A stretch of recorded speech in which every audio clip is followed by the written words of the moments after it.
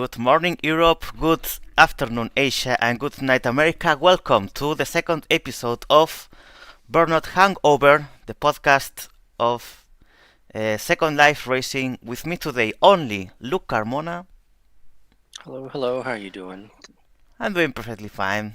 Definitely sleeping less than JC. That unfortunately, I assume he forgot, or he didn't forget, but he forgot to set the alarm, let's say, and seems like he's not joining today, at least for now. Maybe he later shows up. But I besides took a that, nap.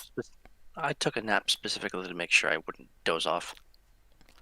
I'm fine, I'm fine. So yeah, it's always good to remember to all the guests and collaborators to take a nap if you need to stay late for the podcast. Amy Blueberry in the chat. Yay! Welcome, Amy, to the broadcast. So, we have, for the first time, gathered your questions from the forum, as you know. So, at the end of the podcast, we will have, besides the regular content, we will have some of your questions, as many as we can answer in the time we have. We'll try to answer them all.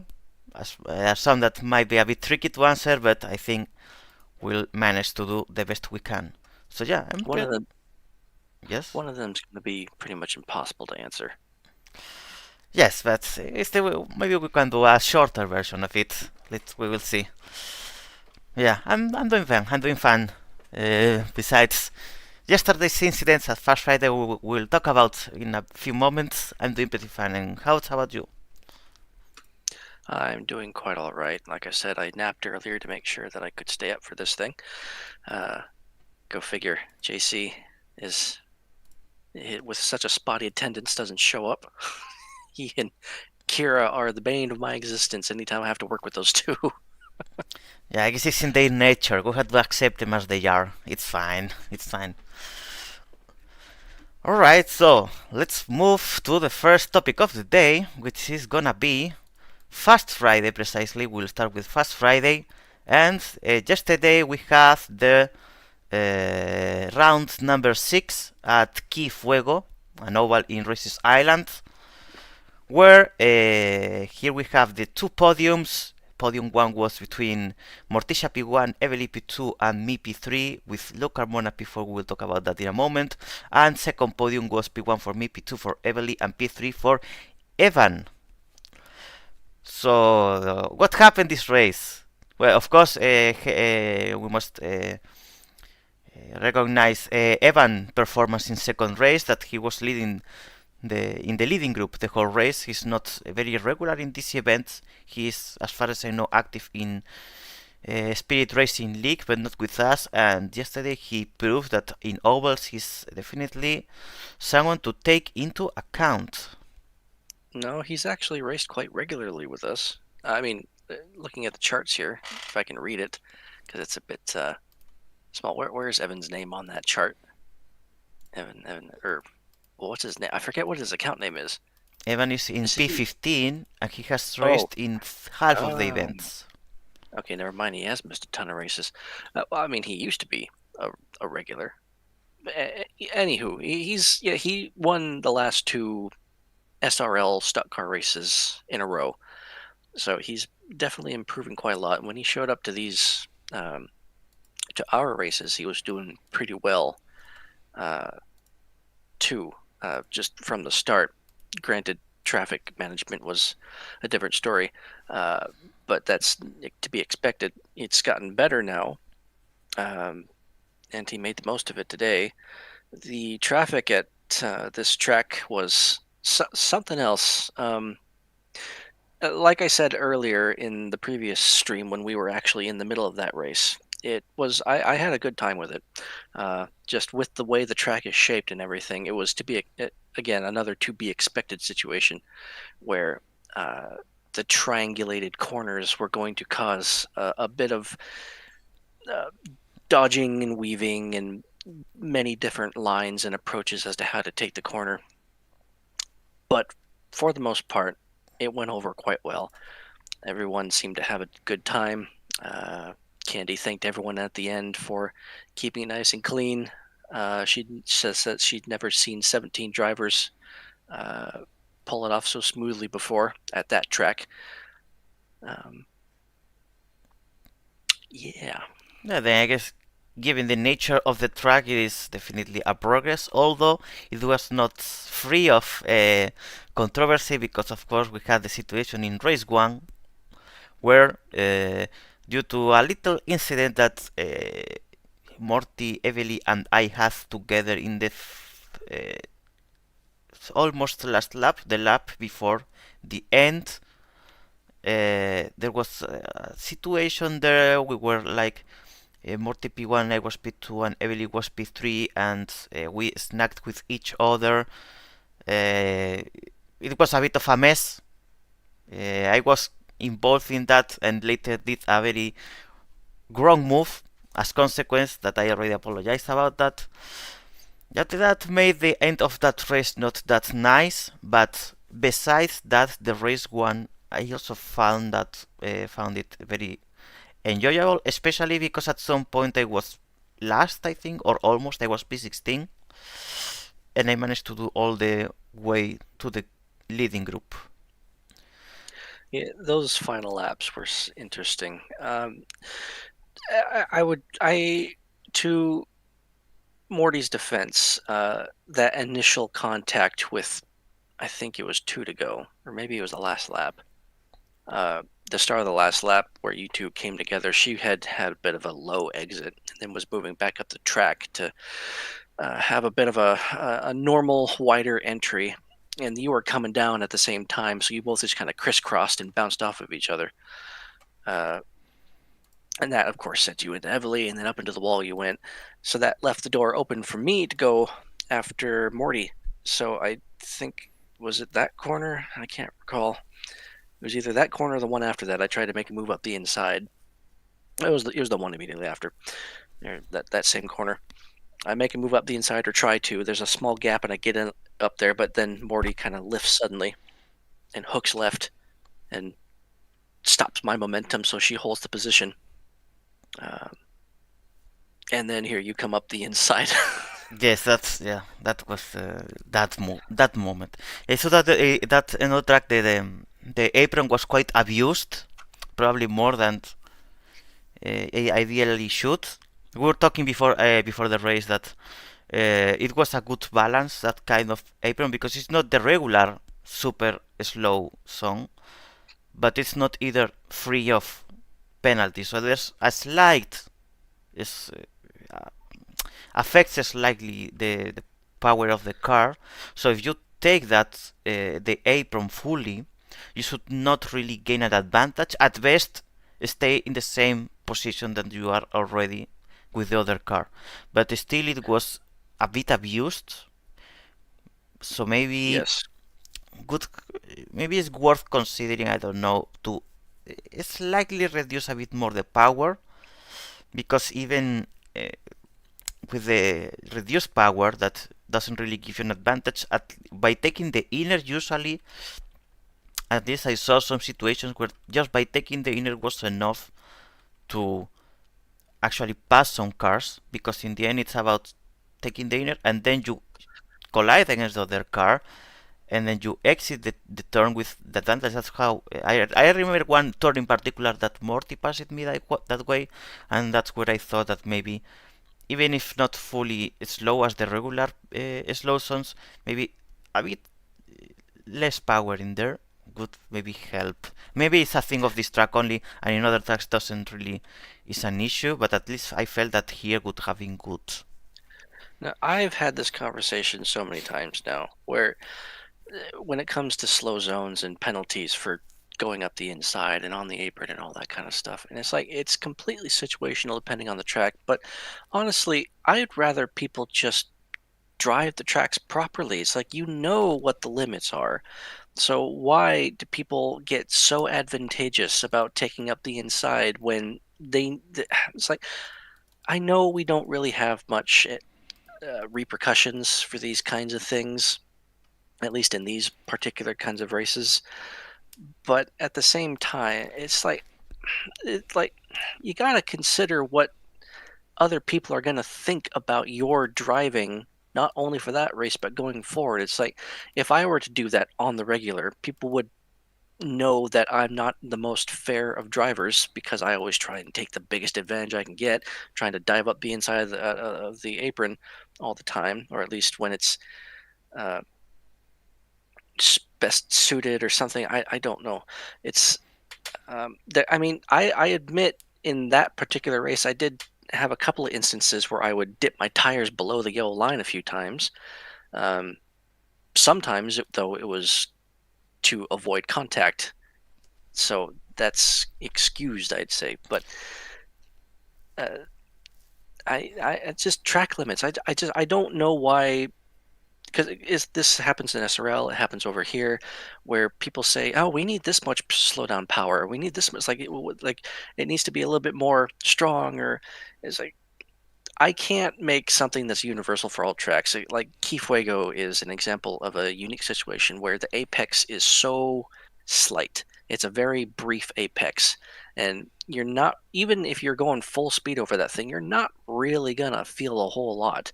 It's the grass modifier that is not full reduced power, but like the second step up is certainly probably not enough for that place. But it was really only supposed to be just a minor countermeasure without being super penalizing.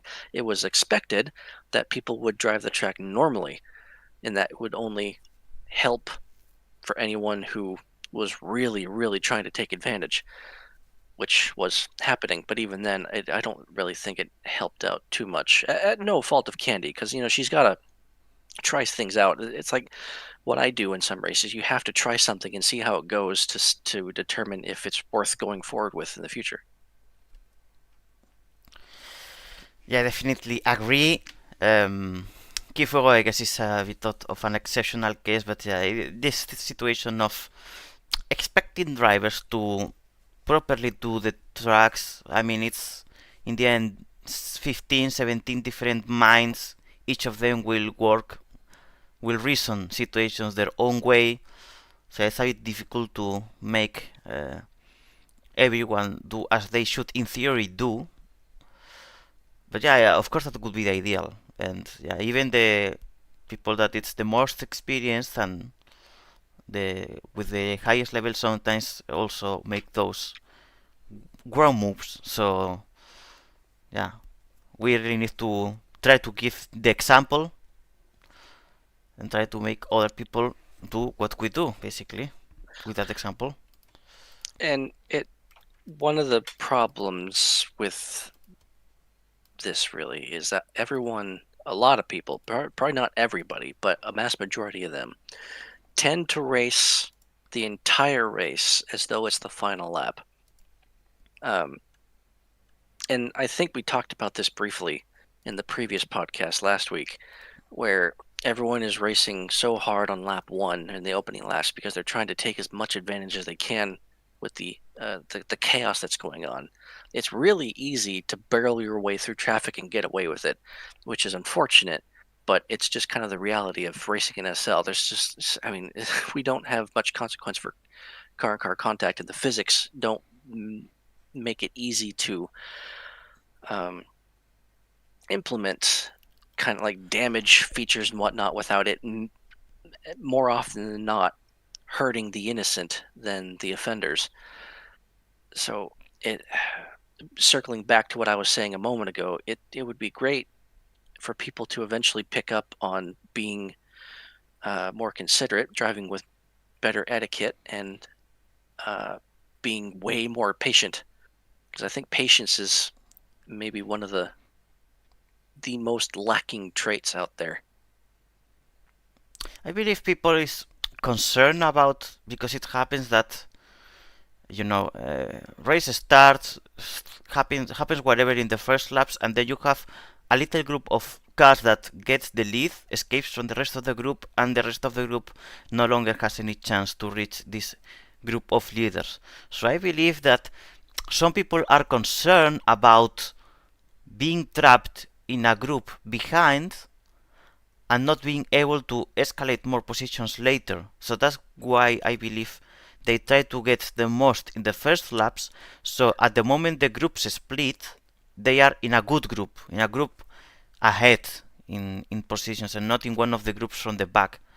That I can understand. I guess that's the motivation behind, because otherwise, but everyone should know by now that in an oval race, taking one position is not really worth lot of uh, greed, lot of aggression, because the position will be stolen back at some point, because it's oval racing and passing happens all the time. So I believe that real motivation, because this is always at the beginning, but mid race people are no longer like that. They try to do normal racing, I guess.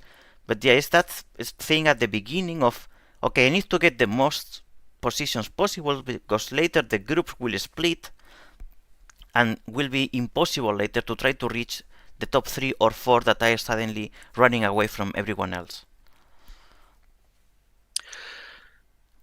It's yeah.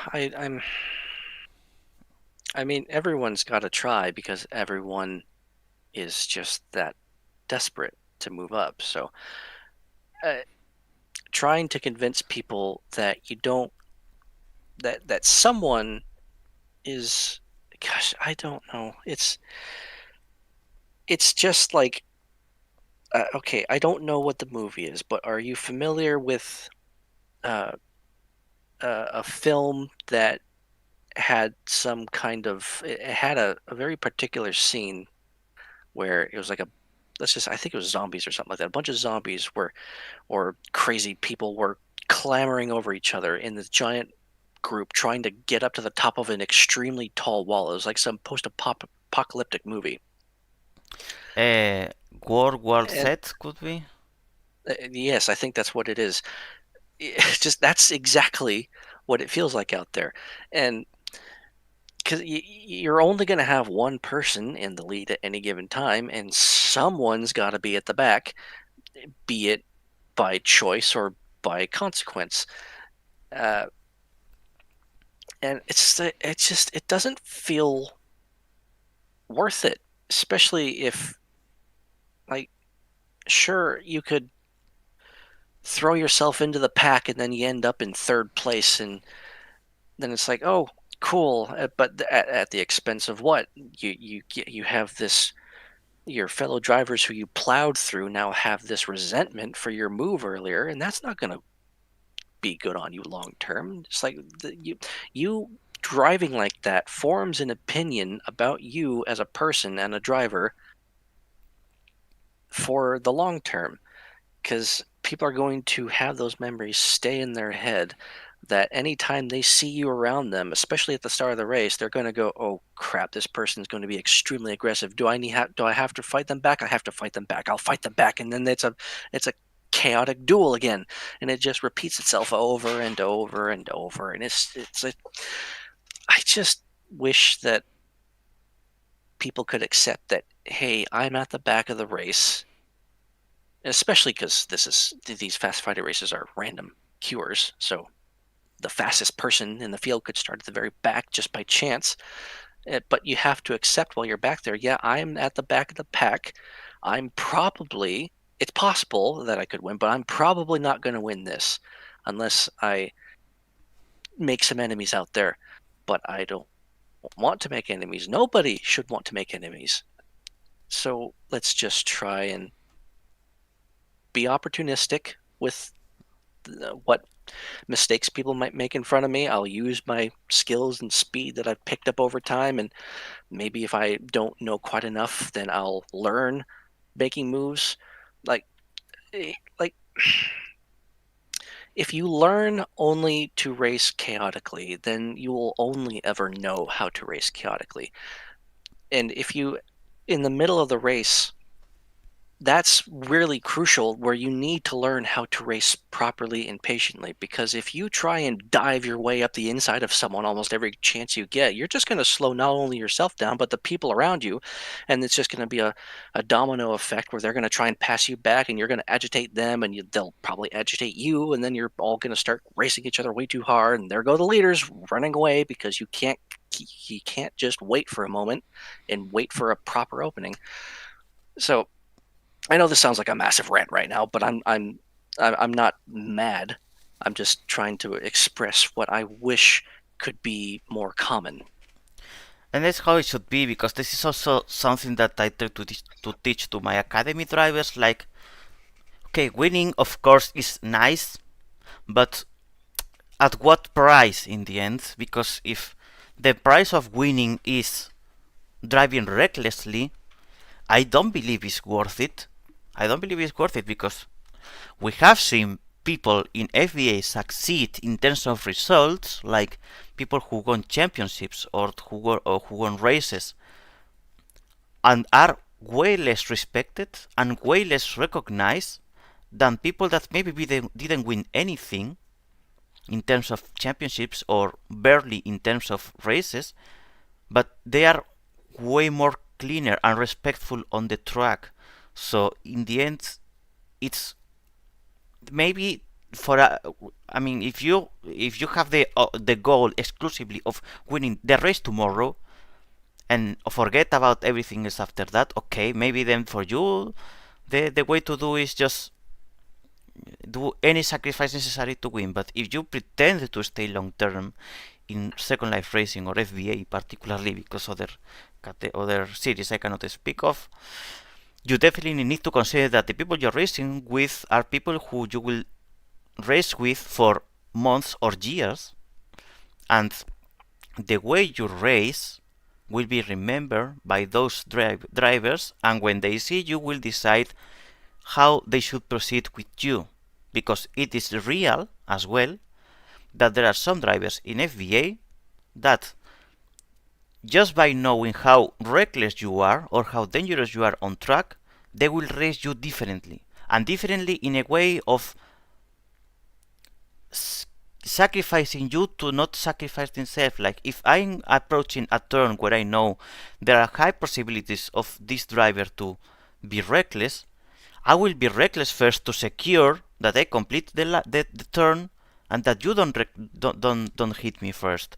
So someone with whom you have respect on track, that is clean in their driving, you don't have these situations of being concerned. Like I'm never. I mean, if I am will to will with Candy, for example, I know nothing bad will happen when we approach the turn, because she knows to drive very well and to have fights will to will in turns and stuff. But there are other drivers that when I approach a turn, or I decelerate, or I push them a bit to the outer to make sure that they don't smash me against the apex, because the experience tells me that those drivers will do that.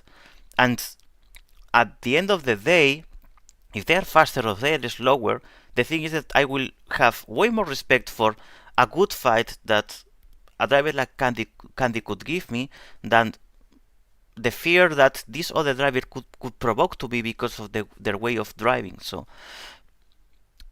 that's the thing. In the end, the way you drive is the way that people will perceive you on track, and you definitely prefer that people sees you in a positive way, like a respectful and clean driver. Otherwise, it's really hard to achieve goals in Second Life Racing, because you can be super fast, but in the end, if you are not respectful towards others, they will not be respectful towards you, and the person who will be most affected by that will be you in the end, because everyone will try to smash you to avoid you smashing them, and that will in the end not be worth it. And you have to consider at the same time just how rewarding it feels to get a podium or win a race after being as clean as you can, just having a really good race. And by good, I don't just mean fun. I mean you pulled off every corner perfectly. You pulled off all your passes nice and cleanly. You won it fair and square without needing to shove anyone out of the way, without any worry that someone is going to have a word with you afterwards. To win a race that way feels so good, and it feels so rewarding, and that feeling can linger so long. It's like, hey, I want to feel that again.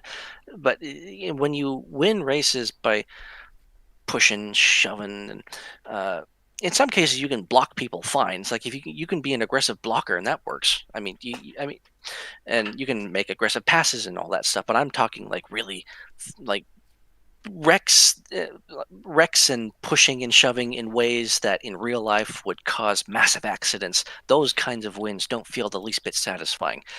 I would like to think, because a lot of people who might have achieved some pretty good results via those methods, and haven't done so otherwise in a more clean way, they may not know what that really feels like. They may just think that this is as good as it's going to feel, uh, and they're just going to keep racing the way they have been. But I implore people, please just give it a try, just at least for one race. Just give it a shot where you just race as though you kind of don't care about winning. Just you show up, and your only goal is to just race clean and see how well you can do. It's no guarantee that you're going to do well, because you're still going to have some people who might shove you around, and you may not have the pace to be running up toward the front. And if you and one thing that a lot of people need to keep in mind while racing clean is that you could go 5, 6, 7 laps without making a pass. You could be stuck on someone's bumper for a long time because they could be of equal pace than you. And here's the thing, that's not always a bad thing. You could be slower trying to get by someone and them trying to get by you than if you just stick behind someone and just work together by not fighting. Just let the person ahead do their thing, and then if they screw up, then you make a move. If they leave an opening where you have a really good run of speed out of a corner, and you feel that you could make the move without impeding the other driver in a way that like they're not going to know you're suddenly underneath them, and they're like, oh shoot, where'd this person come from? And then you collide and you're off to the track and everything. Just it's yeah. Train of thought's kind of disappearing on that one, but I think my point's been made. Yeah, I think it's pretty clear by now. But talking about oval racing, since Fast Friday is usually based on ovals, we got one question in the forum during the week that it's about this. It was more like a topic, but I guess we can discuss about it briefly. It's someone asked about pit stop strategies in stock car series. So I understand as oval racing, the idea behind them, and how to win when it's not clear who and where the leader of the race is. I guess here you can probably give some insights because I don't have that much understanding of oval racing in that sense. Well, that's going to have a bit of it. The context is important with that kind of question. So there are multiple ways to go about that, to go about answering that. If you're toward the front and you know where the leader is, but say they pit really early and you want to stay out for a while and you don't know where they are, but you're trying to maintain a gap so that you don't get like you don't end up way behind them when you come out of pits. Uh, you just have to keep running your own race and just be very mindful of the lap traffic and anyone else who is coming out of pit road. You have to try and make sure that they're not slowing down your progress and your speed. But you have but at the same time you have to consider where it is you're driving. The track could be a major factor in the way the tires are going to behave. If you want to try and run the tires down a good ways, then you're going to have to be mindful of the fact that you're going to be off the pace. But you could, depending on the track, make use of the cars who have already pit or even lap traffic by getting a draft off of them so that you have some speed. You can get a tow and be carried around for a bit until you decide to pit that way afterwards. You hope that the leader is still going to be within your range, either in front or behind, when you come out of pits, and then you'll have the tire advantage. That's one example. If you're toward the back though, and the leader is like half a lap ahead, maybe you don't quite know where they are because they're out of your chat range. You have to really more so figure out, who do you want to race? Are you trying to go for the win, or are you just trying to race the next person who's a position or two ahead of you or behind? Are you only trying to race yourself? The one thing that a lot of people can do is think about it as um, a race against yourself. You just have obstacles, you have traffic around you. So you have to consider what is potentially the fastest way that I could get around these 50 circuits, 50 laps, 50 circuits of the track, uh, regardless of where anyone is. I just have, so you have to consider where what the track is. So if your tires get worn out, how much slower are you going to be on those worn tires? Do you want to push the tires? Do you want to pit early and then hope that your early tire advantage might help with an overcut, and then you can, when your tires wear out toward the latter stages of the race, you might have an advantage of people behind you with better tires. You can probably hold them off a bit. Or do you want to push the tires for a while, go past the halfway mark by like 5-10 laps, and then maybe you can do an overcut, and or uh, if you try to pit late, um, you come out of pits and you're behind, but you have a good tire advantage. Do you want to try and use that tire advantage to swerve your way through the pack and just see where you end up? Um, it's kind of the way that oval racing works, unlike road courses, is that pitting is typically done pit strategy is typically done on the fly. You can have an idea of what you want to do, but it's entirely situational and it can change on a whim. There are times when I have wanted to push until the tires are down to 25%, but I pit instead when there is 75% left on the tires because I feel that, okay, well, I don't quite like being in this particular pack of cars. They're slowing me down a lot, and I could probably do a lot better with clean air in front of me. So I'm going to pit now instead. I'll go into pits when no one else is there. I'll come out and I'll have open track, hopefully, in front of me for a while to get some laps. And then as soon as everyone else cycles through their stops, I'm suddenly up about 5-10 positions and I'm near the front.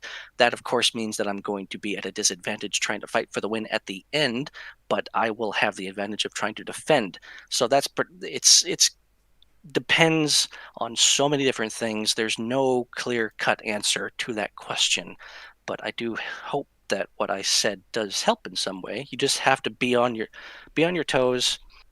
With time comes experience. You'll learn what things you can and can't do, and you can experiment, try a few things here and there, and just see what happens. That was definitely clear to me.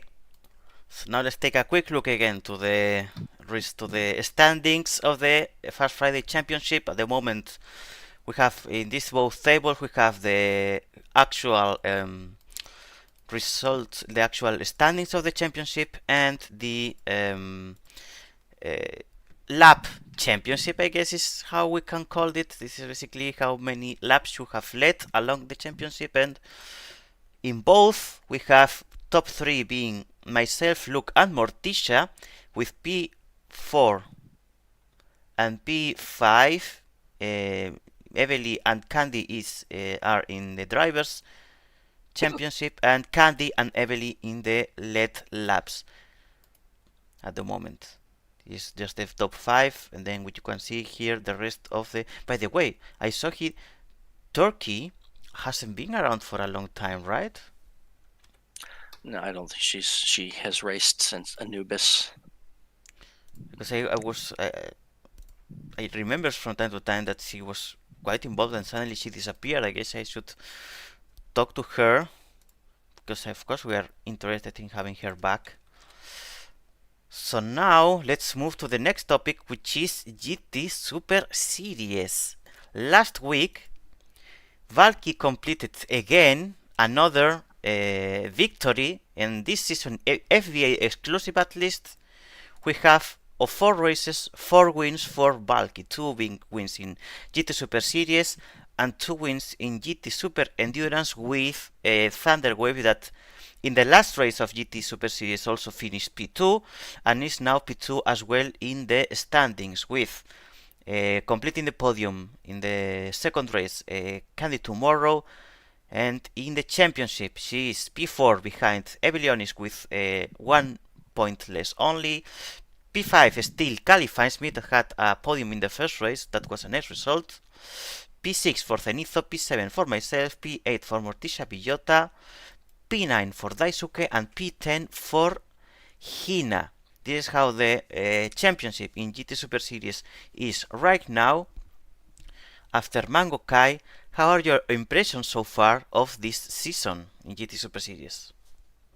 Valky's on a tear right now. She took good advantage of what happened at Tokyo, because Tokyo's Tokyo. It's a super. It's, as I said before, it's the super speedway of road courses, and traffic kind of threw themselves out of the way for Valky, and she ended up running off with it because they kept fighting. And then the same thing happened at Mango K. She starts up front, takes advantage of everyone fighting behind her and runs off with it. And then once Thunder breaks free, Thunder can't.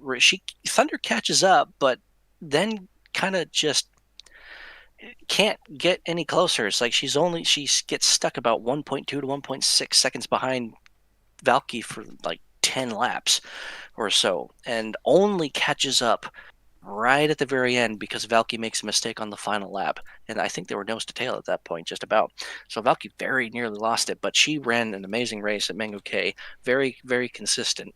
I don't think that she did. I don't remember. Did she race Mango K GTSS last season? I don't I recall. think she did. I don't recall. I mean, I guess so because she was in the. Yes, she had to because she was contender for P2 the whole season, so she had to race other races. Otherwise, she couldn't have the points. So yes. Yeah, yeah. So I mean, as I had predicted, the first lap and the first few corners were chaos. Well, not chaos. It was fairly clean for the most part, but you could really tell that there was a lot of position shuffling going on. Um, People were getting knocked around kind of here and there, which is normal.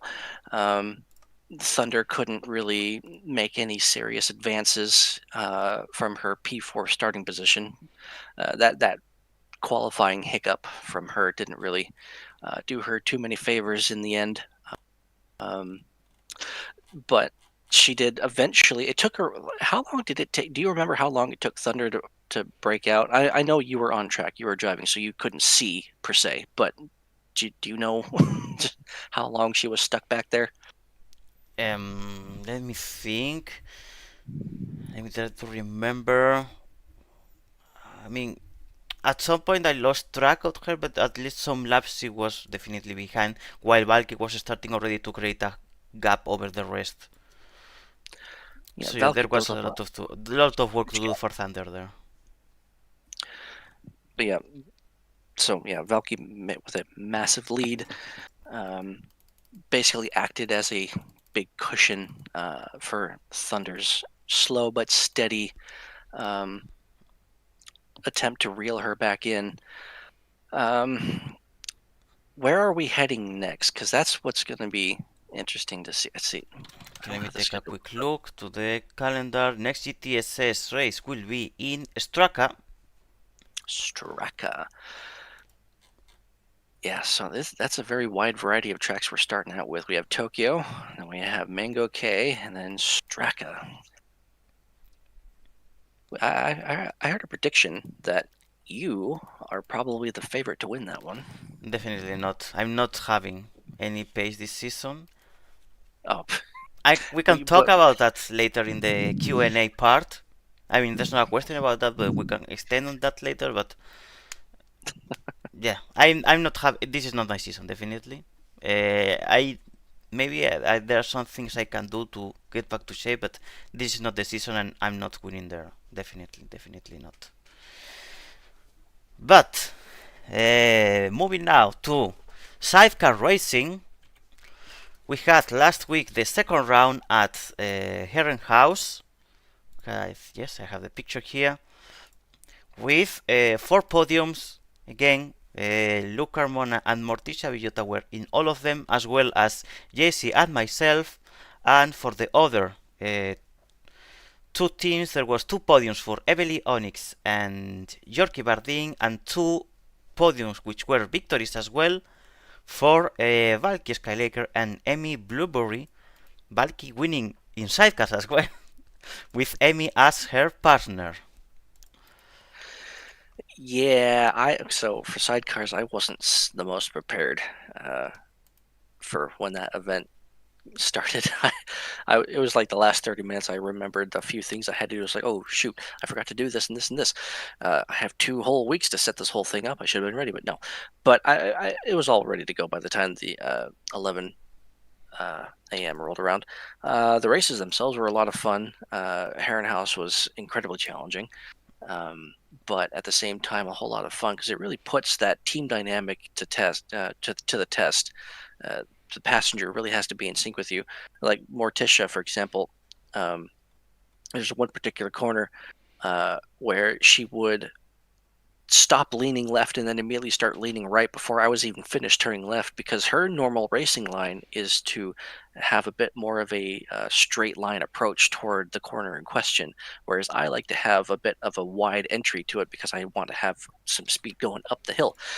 So it would kind of slowed us down every now and again. Not every time. She'd usually get in sync, but like 99% of the lap was spot on between she and I. We were knocking down laps left and right.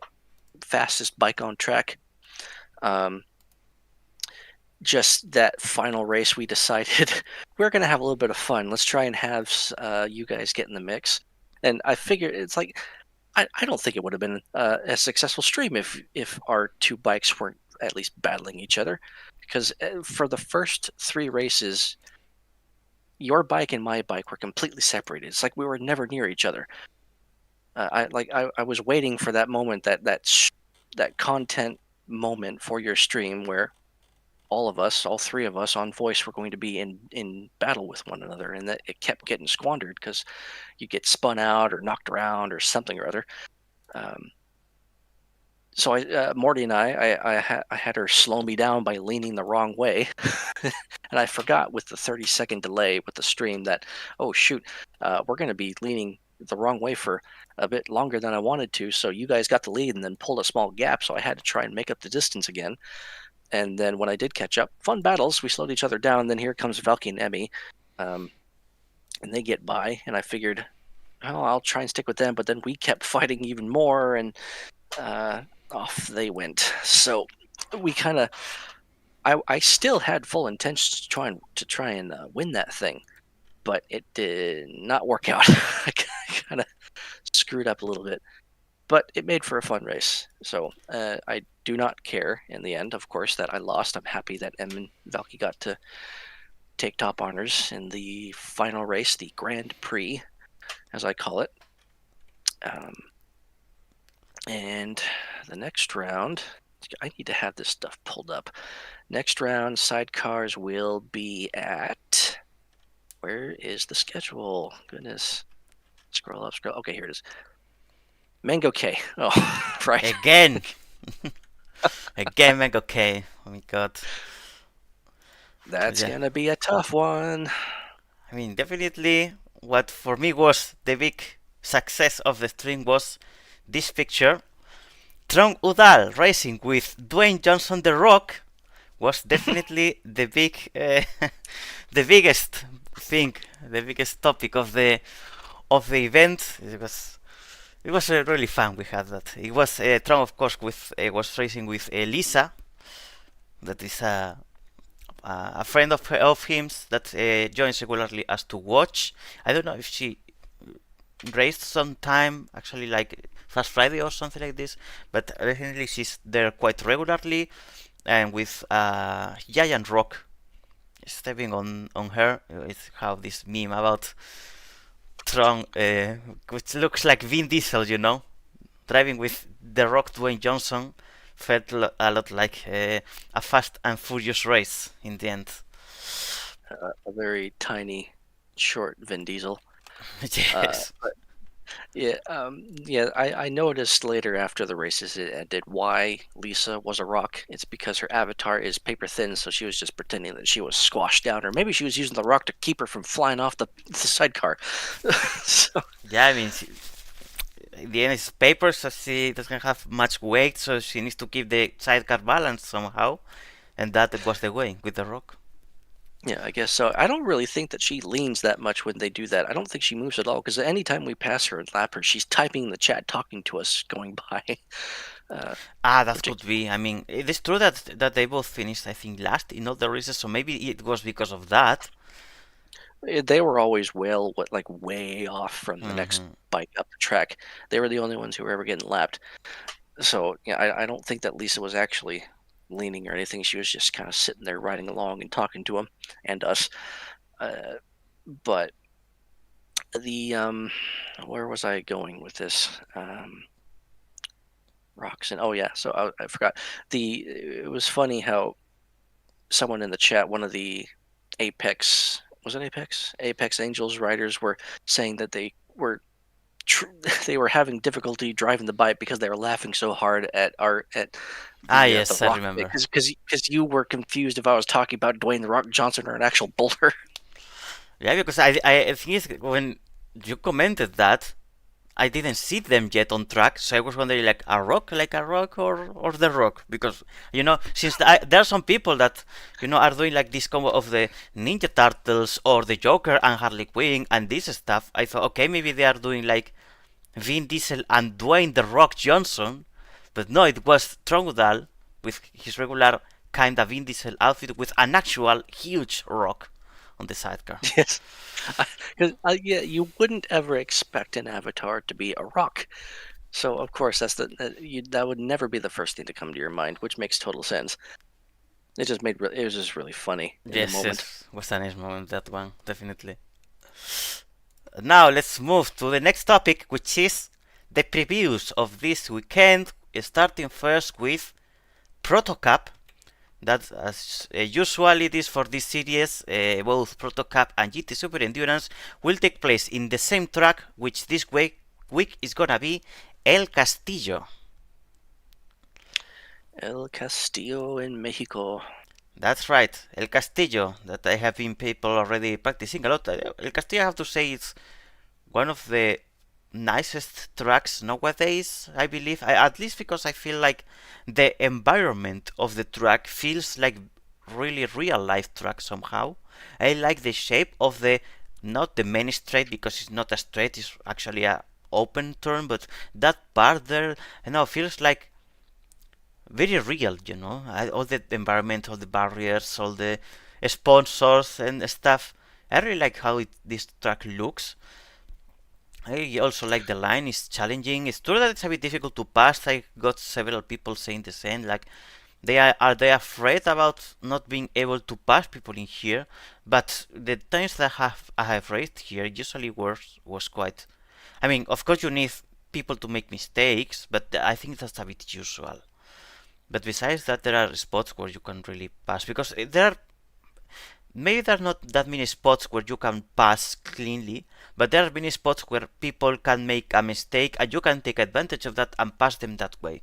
So you don't need always to have a track where you can pass just by having a space for it, just by. But other cases are tracks for other people to make mistakes and pass them that way. I guess Racer City is other track of that kind. Like, you need others to make mistakes to pass, otherwise it's very difficult. So that's actually not bad. It's just a different way to. I wouldn't necessarily say that it's difficult to pass per se. It's certainly harder, but uh, this is kind of bring up a bit of a worry point of mine from our earlier conversation. This is going to be very imperative that drivers here are patient. Yes, because I mean, yeah, you could get stuck behind someone for many laps and you're not going to make progress. And that's probably the best course of action because would you rather finish in fifth place right behind someone that you have only been able to just keep right on the tail of? Or do you want to finish possibly in sixth or seventh because you tried to fight that person ahead of you and you let more people behind you catch up who probably wouldn't have otherwise? So, um, but the track itself, I mean, it was designed for Grand Prix 1 by JC, and he built it off of typical Formula One uh, styling of modern circuits, and he pulled it off perfectly, I'd say. So, speaking of, look who's here. Look! is JC. He has However, woken up and he's now with us here in the live. I mean, he's in the voice com or not yet? not No, he's yet. not yet here. Let's call him. Join the call. JC that finally wakes up from the death with this Katrina outfit, racing outfit. Are you here, JC? Can you hear us? He's still. Yes. Yes. Welcome. What happened? Things happened, but I heard you guys were praising my track, so I had to jump in here. Ah, so Is that you the were only reason? listening. I I opened the stream, and I don't know if it was going on still, so I did that before I even logged in. Oh yeah, because we absolutely couldn't have done this without you. Only 50 minutes is all we could manage without Jesus Crisp. Yeah, I mean, you guys have nothing to talk about, obviously. Well, since you're here, how about you make up some time? Give us some thoughts about the upcoming weekend, Proto Cup GTSE at El Castillo. Um, Proto Cup should be a good track for it. The cars kind of turn on a dime, it seems. Everybody's been doing a fairly good job on the other track so far. So I think Castillo, despite it feels narrow, doesn't feel like you can pass. I think people managed to pull it off anyway. So Well, they mainly pulled it off in the hairpin, well, because it's really easy to stuff your nose down in there. I was doing some practice races with about 5, 6 other people earlier in the week. They were fun, but you could definitely tell that some drivers definitely want to take advantage of those slow speed corners. It was really just the hairpin. I think everywhere else on the track was decently okay. You had some people in the that. How do I describe it? So you have the hairpin, and then you have the left-hander, and then you have those two other left-handers right before you make the straight shot toward the pit entry. You know what I'm talking about? It's kind of a mhm. still very slow section. You get a lot of different lines going through there. Some people will take it pretty wide when really you could actually take those two apexes really, really tight. That's the ideal line, I'd say. You get not only a good tight arc, but also you still get some pretty good exit speed. Um, a lot of people, though, they kind of overdrive the corner a bit. They do get speed coming out of the corner, but it leaves them open for overtakes from behind. Um, So that's probably that place and the hairpin will probably be the most contentious places on the track. I guess the whole complex of corners between those two areas, because that left-hander right after the hairpin can also be a bit hairy if, say, you're on the inside and the car outside doesn't give you any room and pushes you into the slow zone.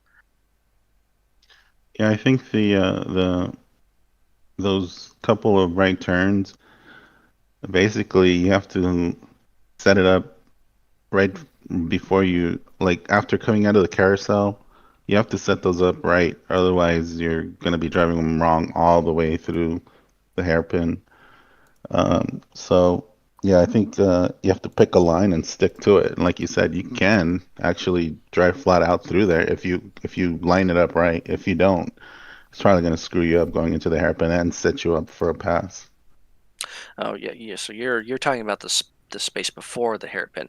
Did you think I was talking about like the turn one hairpin at first? No, no, no.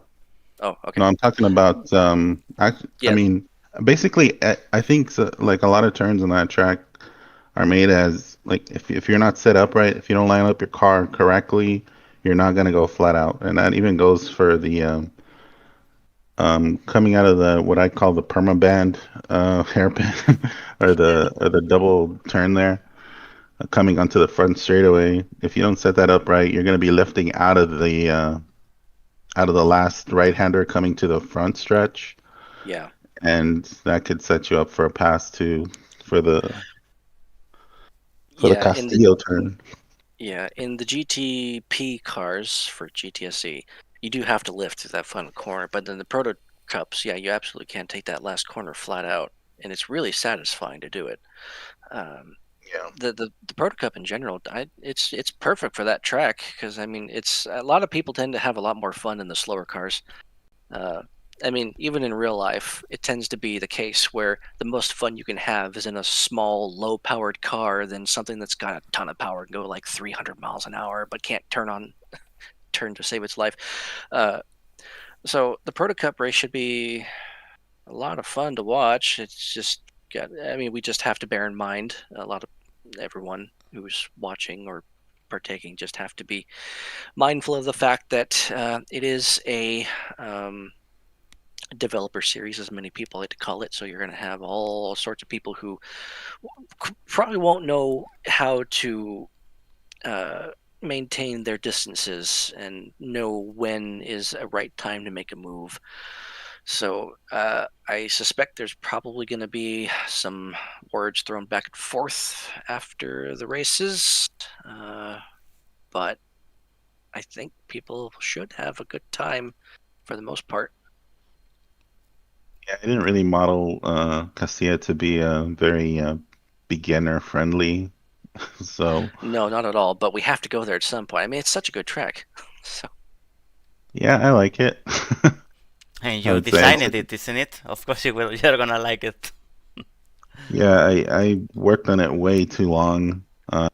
I'm always barely meeting deadlines, but I like to, get something that I like instead of just making something easy.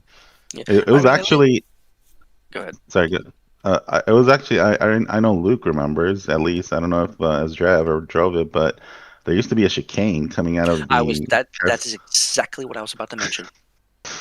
Yeah, and I Yes, was because told due to popular demand that maybe I should not leave that in there. Because I remember testing that track, and I felt like there was literally no single spot where you could pass anyone. That's what I felt with that chicane, I guess. And I guess later it was felt better without that chicane, but back then I believe it added too much because yeah, I ran the test of on that track and really felt like I didn't visualize mentally any spot where it would be minimally viable to pass other cars, and that concerned me a bit. But yeah, without that part, without that chicane, in the end, it felt really well. yeah, what I was about to say about that particular section is that you did finish the track ahead of time, with enough time with that chicane that you had time to correct the chicane. Uh, so that way, Right. so uh, yeah, I mean, And I think it it, still exists just under the track. So someday it and might pop up. and I think you still have the rubbered in racing lines for it. Like they're still visible, aren't they? Probably.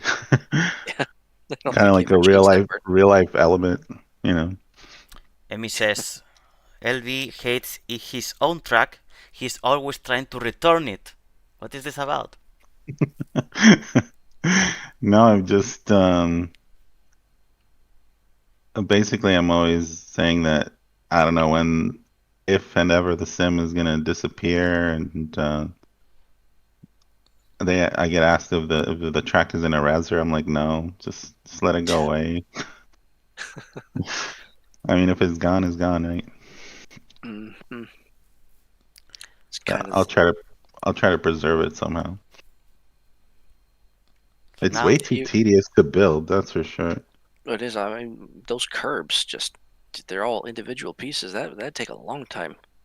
Yeah, I'm sick like that, mentally disturbed.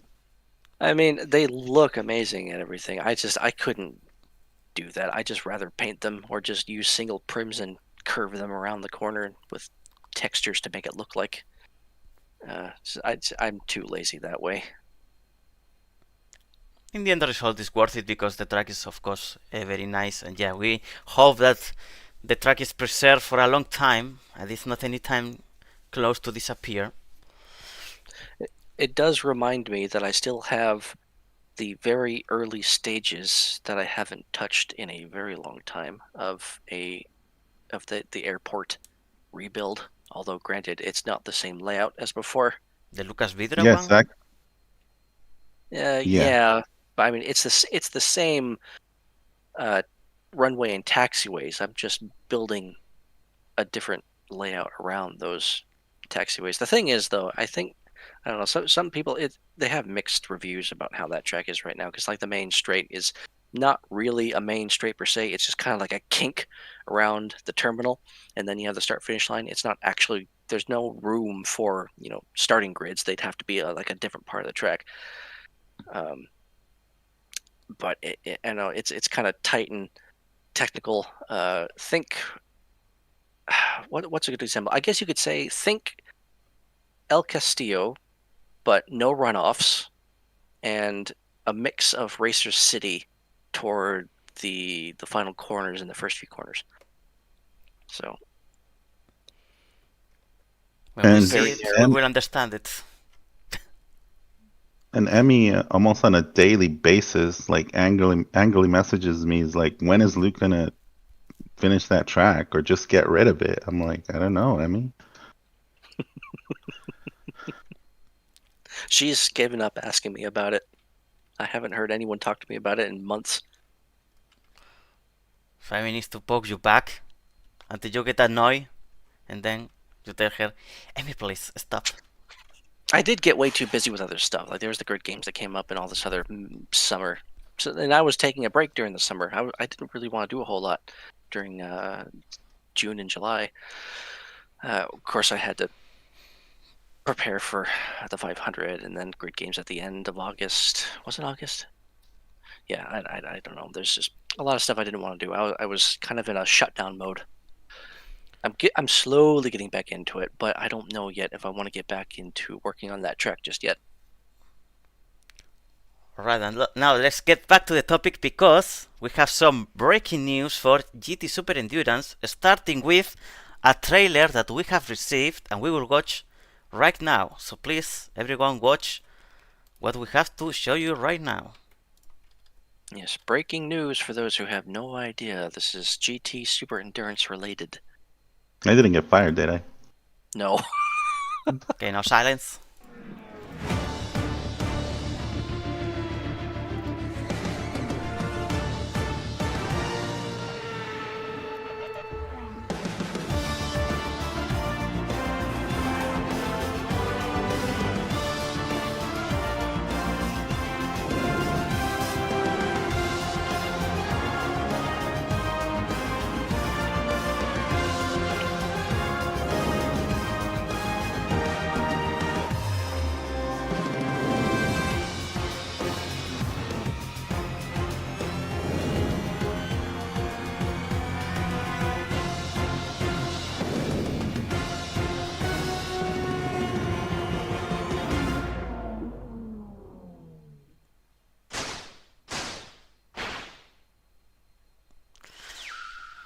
That's correct. Apex Angels is now in GT Super Endurance as well, with Atsilung, Kellyanne Neox, and Lara as their 3 drivers, and will also come with Princess Tama and Sarah Silver helping them from the paddock.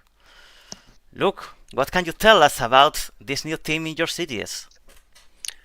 Apex Angels, they are going to be racing in the Coyote, so there will be a third of those running around on track, another low growling V8. And they're going to start Sunday. So expect to see them on track. It is a full-time effort, so they are here for the remainder of the season, so long as they don't get driven off by chaos. So because they may still be in a honeymoon phase. Hopefully, it's a long-term honeymoon phase, because they are really, really invested in all this. And I really hope it stays like that, because we definitely need that involvement of people in the series. Did you manage to see the trailer, JC? Yeah, that was a pretty cool intro. That's the kind of enthusiasm we want around here. Yeah. As the FVA president, though, I gotta say, maybe for the future, let's avoid using the F1 theme song. It's okay. I mean, in the end, they can do. I mean, it's like asking JC to avoid using asses in the presentation of the Crude Samaritans video. It is what it is. The identity of the team. Yeah, yeah. With all the AI schlop that's out there, I mean, you can always pick a royalty-free song. That's true, that's true. I mean, I hope YouTube is not very strict with me and they accept this little trailer of a few seconds with the Formula One theme, but I guess should be fine. So yes, that completes, I believe, the 8 team limit or 8, yes, that we can have That is in a regular basis. Yes, GT Super Endurance is now capped at the 8-team limit for the first time since that was introduced at the beginning of last season. I think the most teams we had last season was maybe 5, but it was typically just around 4 or so, with just a lot of cars that filled up the field. So 8 teams, and then there's going to be 9. There's a 9th team that is officially confirmed. It's racing in Tokyo, but then I'm not going to say who it is, but there is a 10th team who wants to also join only for Tokyo. Whether they actually go through with that, I don't know. Which again, that's the reason I'm not going to say who it is. I have no idea who else would be racing with them, but we could have a completely capped out grid for Tokyo. Alright, so we have now Evergarden, LCR, His, Renaissance Bank, Widowmint, MD Racing, Alpinium, Apex Angels, and since there are 8 teams now, that means that there's an 8th team, and that's gonna be Atomic Racing Team, led by Sam Phoenix, with Cricri and Ricomo as their drivers, are also joining the category and are also starting to race this weekend, right? Yep. So there are 2 brand new teams. I think we already touched on Atomic last time, right? Just as the birth of the structure, but we didn't really approach the registration into GT Super Endurance. But yes, they are gonna be a team in GT Super Endurance as well. So yep, 2 brand new excuse me, 2 brand new teams. They're going to be racing in the AMR1. So that's the car that MD Racing currently uses. 2 V10 engines screaming out on track. They do have 3 drivers listed. So Sam Phoenix, Cricri, and who is it? Rukimo? Ricomo. Rikomo. So I completely butchered that. It's completely new, I think, into the series because I don't recall seeing that name before. They've been around for not Fast Fridays. Random races. They've never taken part in anything else to my knowledge. Maybe they have, but nothing official. So this is their first official FVA sanctioned participation. But they could just be a reserve driver. I don't know. It could just be Sam and Cricri. They've not really made clear who exactly is going to be in the car. So JC, just as an expert in this kind of situations, what can you expect from the rivalry between Atomic Racing Team and Alpinium, the former teammates? There's a rivalry? Yes, of course. I mean, I think they're all pretty hungry. They surely drive like it. So I guess we're all going to get involved in that little battle as well. Oh, yeah, speaking of Alpinium, they have they officially swapped their car back to the Riley because we have officially phased out the Dart cars. I'll just say, so no more Delta Wing, no more Zeod rockets. Oh, that's right. I forgot about that. Yeah, so their Alpinium is in the Riley again. So we are going to have every single car on offer out on track now, and that includes Evergarden's brand new EM925s that we have now on the screen as well. This is the new car that Evergarden will be using for the remaining of the season. We have the pink version for the Valky Skylaker and Thunder Wave, and also the blue version with the 93 that will be driven by Hina and Cenizo. This is the latest addition to the series, the EM925, and yeah, there's gonna be a lot of variety on track now. That's very nice to see. Yeah, I only finished those about 4 hours ago at this point.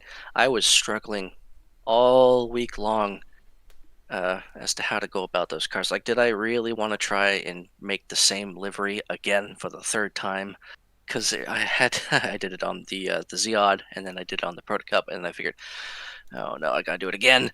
But that's self-inflicted because I'm the one who offered to give them a brand new car. So I mean, I had fun with it. I just got stuck for a bit because the template it wasn't as straightforward as it looked. It's fairly it. I mean, once you get used to it, it's pretty easy to navigate around. But it did take me a bit to figure out where to start, how to go about it. If I wanted to even do the same thing again, there are some creative liberties that I've taken this time. Like for example, there's a black nose kind of on the shovel at the front there, and the pink and the blue for the splitter edge and right in front of the wheels. So um, I'm satisfied with how it turned out. Looks really, Well, really good. well, 4 hours must have been forever because whoever got trapped inside perished. You can. Yeah, this is what Hemi was saying in the chat. There is a dead person inside it. There is a skeleton there. Yeah, the Stig was in there for a long time. Like I said, I was working on it all week long. So, it's Stig. He's in spooky mode for this month, as I do every single year in October. I swap back and forth between an orange suit with a pumpkin head, jack-o'-lantern, or a skeleton with the Stig's helmet. Alright, I guess that's pretty much it for GTSS. And now, GTSE, sorry. And now, before we go into the questions and answers part, let me show you something else. Here it is. This Monday, October 6th at 11 a.m., we'll have the end of line event, a light cycle competition free for all and team battles in Races Island. You will receive more information of the event if you join the Races Island group that I will show you in. I mean, you can actually ask for the group or whatever in Discord or to us directly in World. You can also join their Discord server. You just have to search for Racing Track League, I think is the name of the group, Racing Track League. And you will find the group and you can join it, and you will have there the information when the date approaches. The whole event will have the DJ Flutox, the one from the mythical gesture by now, Chequito, doing the session during the race, not after, during the race, because as Luke pointed out yesterday correctly, the kind of Tron racing is usually with music playing at the same time. So yes, we'll count with. It's gonna be a nice event. I think I'm actually curious to see how it is. I don't know if I can attend 11 a.m. Maybe I can. I will try. I'm not sure that I can either, I'll be honest, because I do have a job. I mean, I can work whenever I want to. I set my own schedule, but at the same time, that's a lot of time taken off. I mean, I guess I could come home early and then go back to work later. But I'm just trying to figure out for budgeting for the start of the month. I do have a lot of bills that pile on right at the beginning. I mean, the bikes, from what I understand, they're combat bikes. You do actually have to avoid running into those trails that they create. Otherwise, you take damage. I've never tried them before. I'd never even watched Tron. I have no idea what the movies are like. So, Alright, I guess the format in the movie is kind of confusing as well.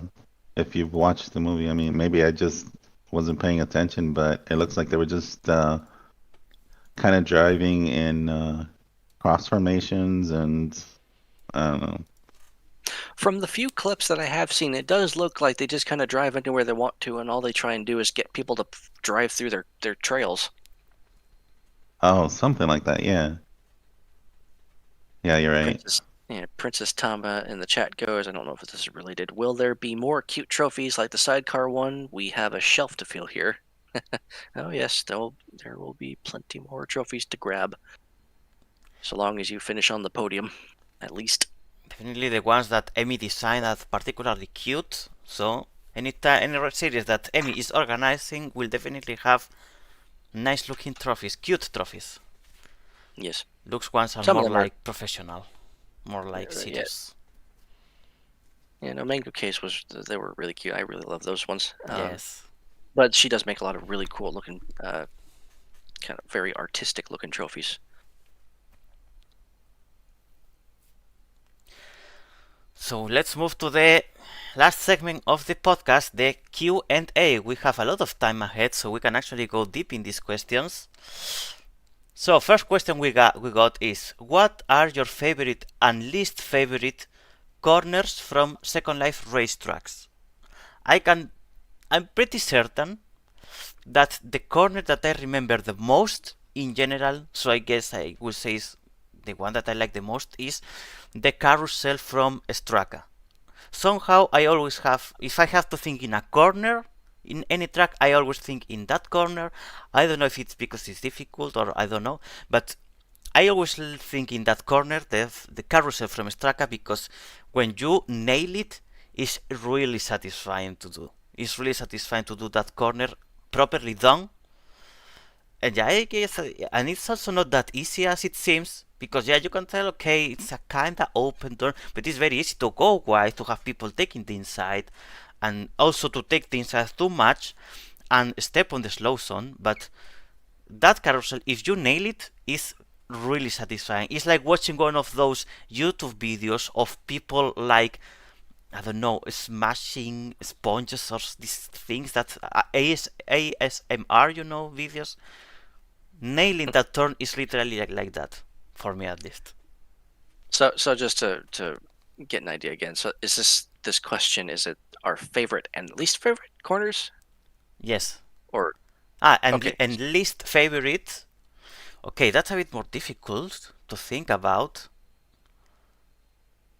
I will need. I mean, for me, go ahead. I will need some time to think on it. Go ahead. For me, obviously, I love Eraser City, and I love virtually every corner on there. But there's one in particular where I'm sure Luke knows which one I'm talking about. It's a long uh, kind of left turn, long Yeah. sweeping left turn that comes into the chicane right before the water fountain hairpin. Hmm. That turn is, I think, very unique. Um, and that's my favorite one in that particular track. If you Uh, take the corner right, then you lift and coast for a really long time, and it's a really satisfying coast.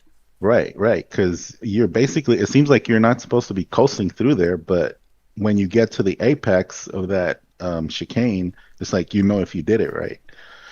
So Yeah. that one's pretty satisfying. I don't know. You guys, when I think of another one, I don't know. I gotta say, I don't know if I have an answer to either question, because like when it comes to favorite corners, it's just um, I don't know. I just kind of drive every track, and if I've never really felt anything that was overtly satisfying. That I mean, I guess you know what I do. I do have one, but unfortunately, it's not around anymore. JC, you might attest to this. That kind of chicane switchback kind of section at the old Mango K, right before you, like right when you're going up the hill, you kind of bounce the car over the curbs, and it looked like they were hopping over. Shoot, what was it? It's like, um, do you have any rough idea what I'm talking about? Yes, I It's like remember the old layout of Mango K. the old layout of Mango K, and then right before you go, so you go down the hill after, so you go through the tunnel, and then Mm-hmm. you go down the hill and you take that right turn. It's kind of a right hand downhill sweeper. That next corner, it's a chicane, but you take it full throttle. I think Yes. you have to lift, but you can take it full throttle, and you're bouncing over the curbs left, right. I totally understand why the track was changed, and I like the current layout, but that particular old section of corners, that chicane at full speed, just watching the car realistically jump over the first curb and then jump over the second curb. it just looked and felt really good. I like that one. So I Mhm. do actually have an answer for that. So it's that particular corner for me. Least favorite. I have one. I have my least favorite corner, and that is thanks to JC because he reminded me mentioning Racer City because Racer City pit entry. I'm sorry, but Racer City pit entry. I could say between that one or Songdo pit entry, but I think I'm gonna take because Songdo in the end I managed to take it properly, but pit entry of Racer City I really can't with that corner. I understand that the layout of that last sector of the track forces the shape of that entry, but really GP1 doing that corner was freaking hell to me. I That's how I feel about Straka's pit entry. I just feel like it's unnecessarily like cumbersome for some reason. Like why is there that wall sticking out making you turn left and right to come into it? Because you're carrying way too much speed on approach, and that's kind of it's similar to how it's done in real life, where you have a lot of speed, and then once you hit the pit entry, they make you kind of do a small chicane kind of thing to help slow you down.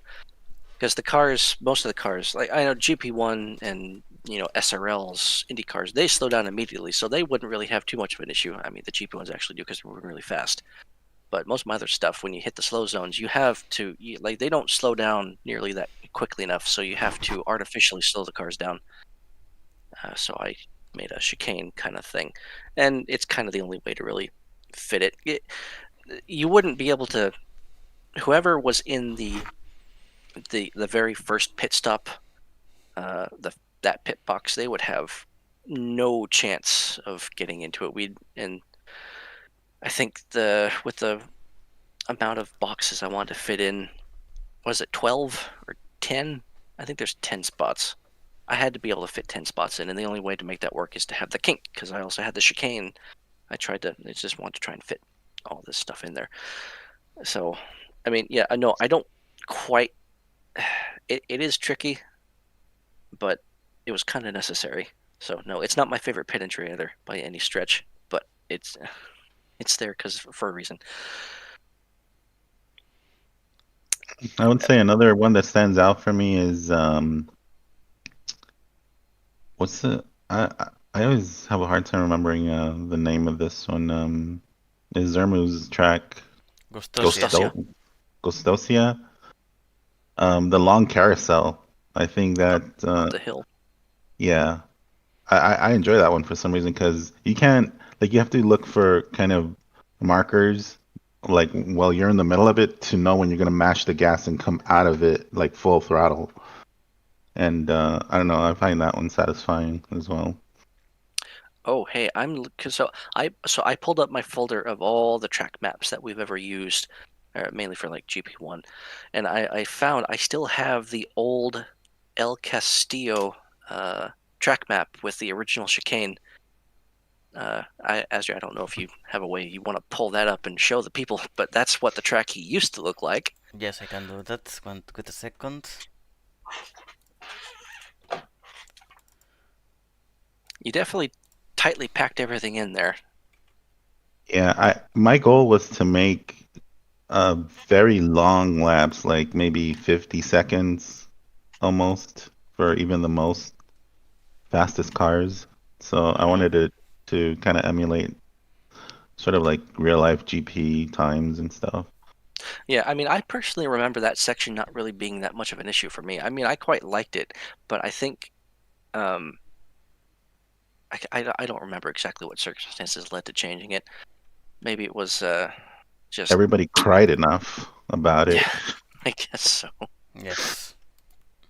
But either way, I think it flows better now, for sure. Yeah. I mean, it's a good change. I'm not going to not deny that at all. I still have, there's the other Castillo. Emmy says Um, in the chat, least favorite turn 2, the tight hairpin on Bay Isle. It's fun solo, but gives me tons of anxiety in races. Always someone trying something dumb there. That corner is very awkward because it is not a 90-degree angle. It's more like 50 something. It's tighter than a 90-degree angle, and you're also immediately jumping onto the bridge. So you're going uphill, and the car doesn't really want to turn that much when it's going up the hill on the bridge from that angle.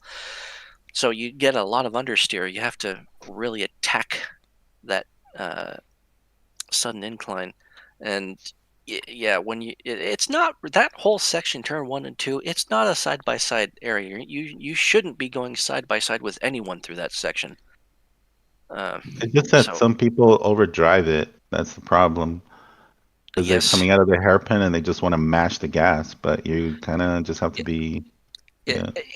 if the track were flat coming out of that corner, then what people do most of the time would work. They actually would be able to take the corner and not hit the wall or have to avoid it. But because it's an incline and because SL's physics are the way that they are, the car understeers and you just fly out toward the wall and you have to course correct yourself.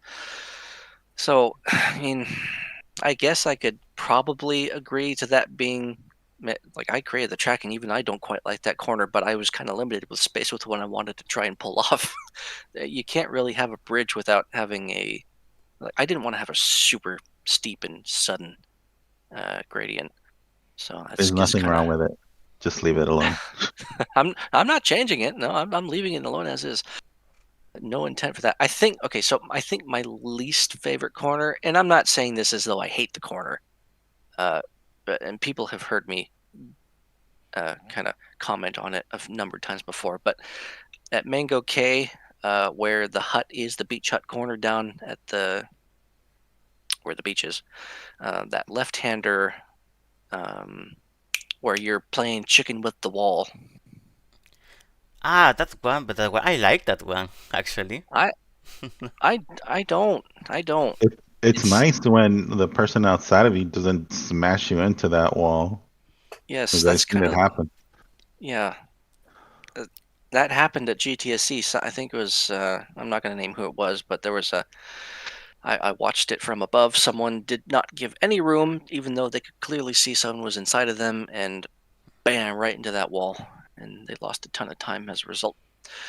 So, uh, again, I'm not saying I hate the corner. It is satisfying to kind of get really close to it because it is Hmm. so treacherous. I'll Yes, say, especially Yeah. full but gas. Yeah, it's very satisfying.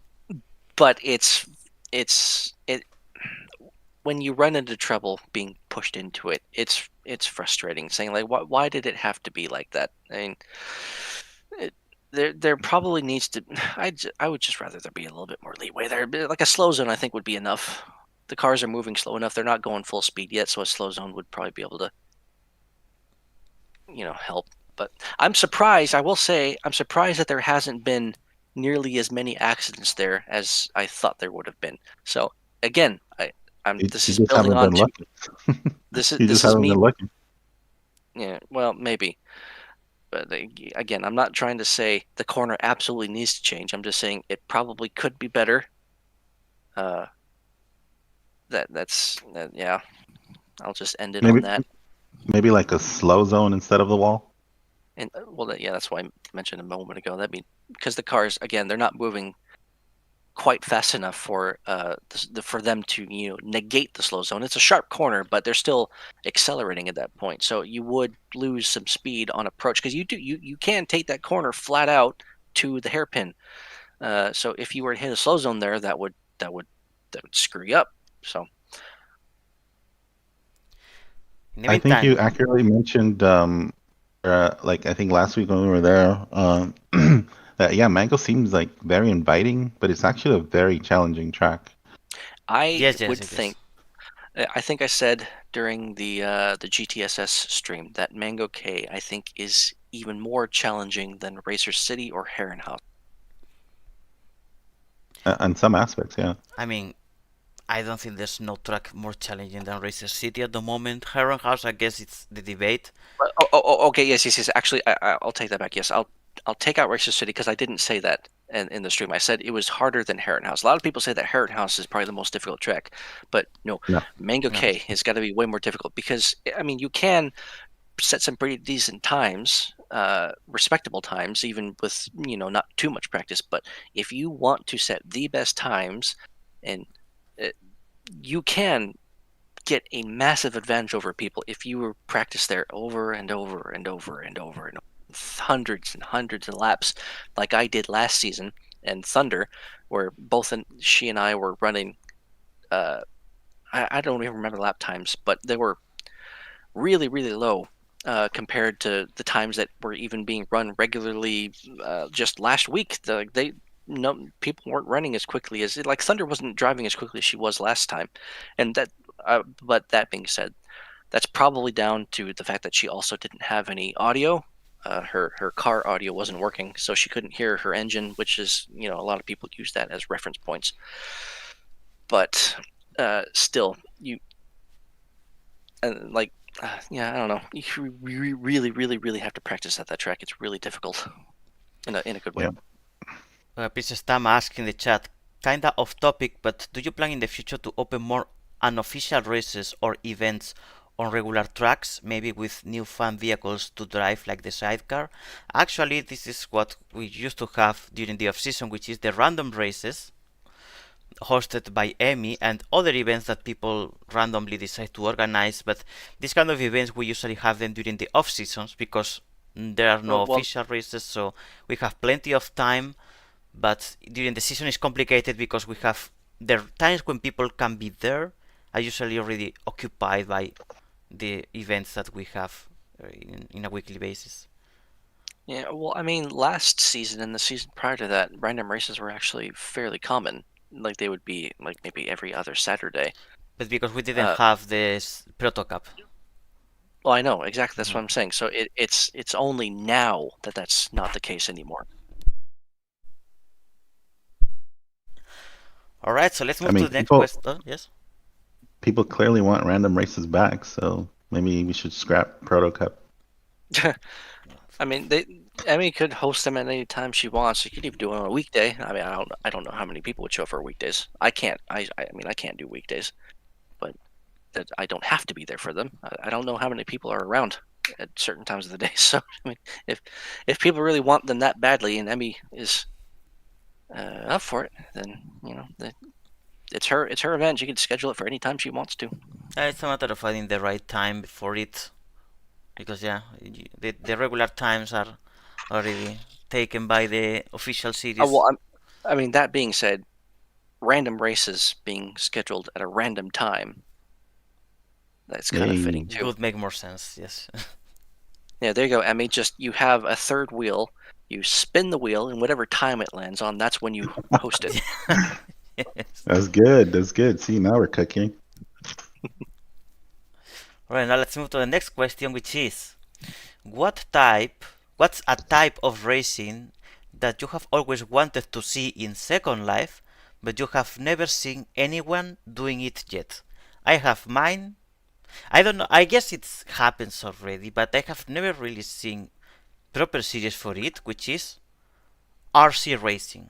You know, RC cars racing in, for example, simulated real tracks in but small for RC cars and racing them there. That could be actually cool. I know that those cars exist, but I have never seen a series of that. And are you talking like from the perspective of like an RC car where you are in a static position watching the car go around, or are you talking Oh. like having a first person kind of like a standard camera like we're used to, but just on a small vehicle? I mean, you would need the standard camera on the vehicle, otherwise it's very difficult to handle that. Well, funnily enough, Jackie Jack, or sorry, maybe not Jackie Jack, sorry, who is it? Jack Carter? Jack Carter. He's currently developing a miniature F1 on downscaled tracks. Yes. Then that one would be But- nice to watch and to see and to have. Which is The something breaking- that I've wanted back since, the first time I saw it being done way back in 2007. And nobody's really done it accurately since. But I think he's come definitely the closest. I'm still. I did test his car earlier in the week. Maybe it was over the weekend. I can't remember. Okay, yeah, it was on Sunday, and I gotta get used to the braking because the way he has it set up is that he wants to encourage people to slow down before they turn. So you can't hit the brakes and turn because it locks up and goes straight. Well, that's the So thing. The car's not about braking, it's about shifting. That's an it, element that he's trying to bring back. yeah, I forgot about that. They shift. He's got 8 gears. You have to actually. He's got his own transmission system. He said he built it originally in like a bike, and then he figured he could put it into a mini car. So he's thinking of downsizing. I think to maybe 6 gears at some point because I think 8 might be a bit much, or he thinks it might be a bit much. Uh, but yeah, I don't know. I enjoyed it with 8 gears. Obviously, it takes some practice to get into the swing of things, but I thought it yeah, was really cool, and it blew my mind how like the way that he made it work is very much the way FSL used to be when during the race SL days. So you actually had to shift up and down to make the turns and go faster, and you couldn't shift too early or too late. And I think it's really cool. I hope he does something with it. yeah, he's still very early in development, so it could be a while. How about you? What But are as your far as series? Oh, other series. JC, got anything? for what? Any kind of style of racing that you've never seen in SL that you'd like to see? Well, I think RC racing, the like actual RC cars that you're sitting on the sidelines and controlling, that was kind of like project, number 23 out of like 1,000 that was on Eli's to-do list, and obviously he never got around to it. But I think like RC racing like that would have been cool. Um, Other than that, I think everything else has been done. Like what? I mean, we raced snails on Second Life. That's I guess we ran out of everything to race.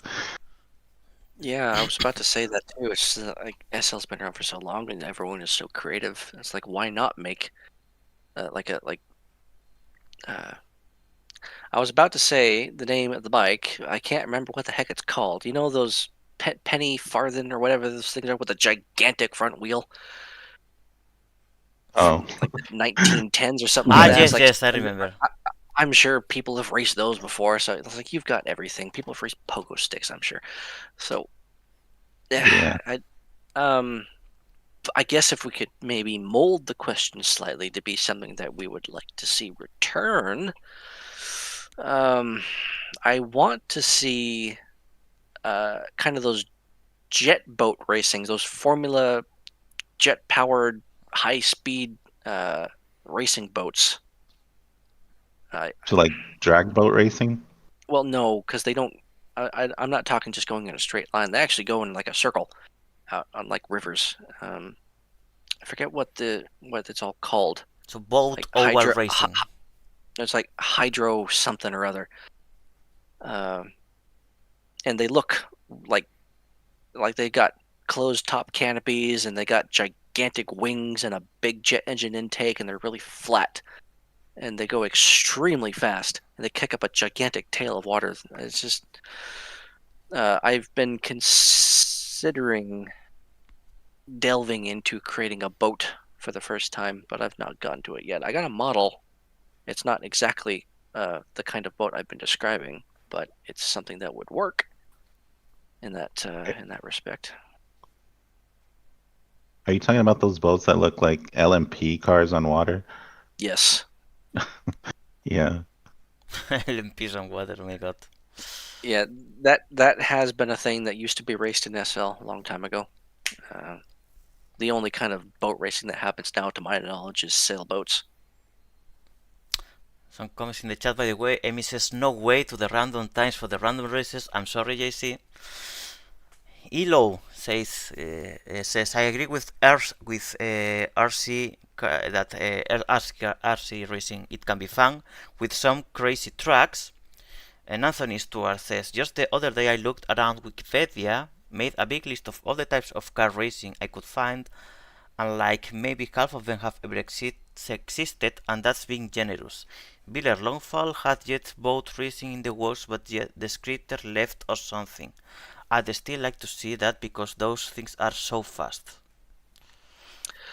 Well, yeah, I mean, there's super fast. I was thinking because I do have an F1 boat, which is a different. It's not the hydroplane racing. It's these F1 boats are kind of a bit more bulky, uh, but they also kind of raced in a circuit kind of style on water.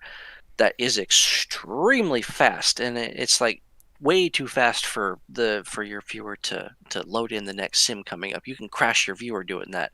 I would still I know that they're really fast in real life, and it'd be cool to replicate that. But because of SL's limitations and because of the space you need, I don't want to just drive around in a circle in a 256 environment. I'd probably want to go like out to the mainland of the Black Sea and go like across the sim border at least once, just kind of like go around in a big circle. I don't know how it would work. Maybe we could just use uh, the jet ski course that Emmy and Zermu and Valky created, but cutting out a section so it's not quite so tight and twisty.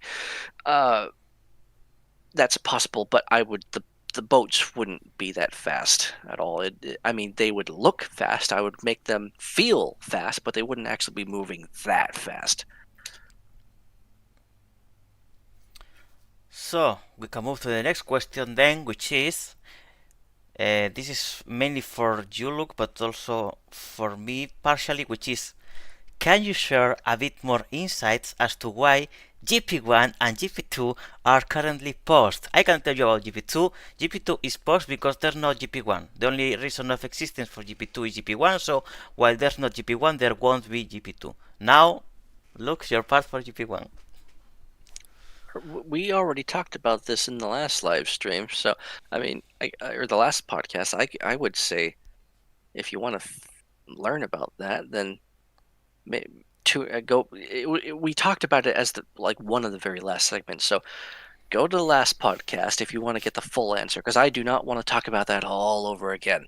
But basically, I was too stressed out. I was having some heart issues that was partly because of real life stuff going on, but also because of the stress from the ongoing GP1 season, and that it was a bad mix, and I didn't feel well, and I didn't feel comfortable at all, and because of that, I felt it necessary to cut the season short, and I want to make big changes to the car and potentially the format, but because of that, I kind of have to work from the ground up almost, and that's going to take time. But I have also been taking a break from hosting up until very recently, where I started to host sidecars, and I have just started helping Emmy co-host GTSS. Up until then, outside of the Carminer 500, I've not hosted anything because I wanted to take that time to just race and make things and manage stuff in the background without having to get in front of a whole bunch of people and go through rules and regulations and regulate, officiate people. And so, Emmy I saying, think the "Don't touch the purpose. GP1 format. How dare you?" No. I think the purpose of continuing to ask is just to mount the pressure on you to do something about it. So, yeah, Well, I mean, again, everybody knows why. I think, you know, obviously yeah, off the well, show and in private, we've asked, hey, what's going on with this? And yeah, it's always typically the same answer. So, yeah, well, who knows who asked the question? They could have been someone brand new who has no idea. But again, if you want the full answer, because we went into a long discussion about it, go look at the last podcast we did a week ago. you should just write that in the description for next week's podcast. Just write like for any GP1 inquiries, just go to the first episode. Yes. Basically, yes. Emily is asking, by the way, can Luke may share some thoughts in which direction he would like to change GP1? I again say refer to the first episode of Burnout Hangover. Basically, long story short, easier to race. Like Amy doesn't like to make things easier, Oh, but yeah. I think the point that In everybody's missing here is that, this stuff was stressing out Luke pretty hard. So with everybody asking, from every corner, be like, is this some covert like operation to get Luke to so stressed out that he's gonna die from the stress? look, if you uh, people behave fine and don't have any complaint after the races, I'm pretty sure that Luke will gladly host GP1 again. But while we have all these fucking dramas in this high series, because this is only happens in the high series, it's gonna be difficult because he will be afraid of bringing back GP1 because he will have five people complaining every race because now it's not that hard, but I remember that back then GP1 it was like this. It was people complaining a lot after the races to Luke. I know because Luke of course said it with us in confidence. But yeah, like people really got it's like something awakes inside them, like the monster inside people shows up in GP1 and they all become super complaining, super aggressive, and yeah, the biggest dramas in terms of fights between people because of results and stuff has happened in GP1, and of course that affects the series coordinator, and if it becomes too savage, uh, yeah. So if you behave people, I'm pretty certain that Luke will reconsider bringing it back. But I have a I'm suggestion for Luke before well. before you go on. Let, Uh, let, let me just say, just announce that the series is dead. It's not coming back. It's done forever. And then when you actually, take your time to develop something and something that you feel like is gonna be good, you're happy with, make a grand reveal and blow everybody's mind. I think I'd confuse more people than blow their minds because I've always been a really serious person. So when I say stuff, I mean it. I don't really. I've never really been that sarcastic. So That could I'd make the rather. reveal so much bigger. I would rather be upfront and honest with people than deceive them.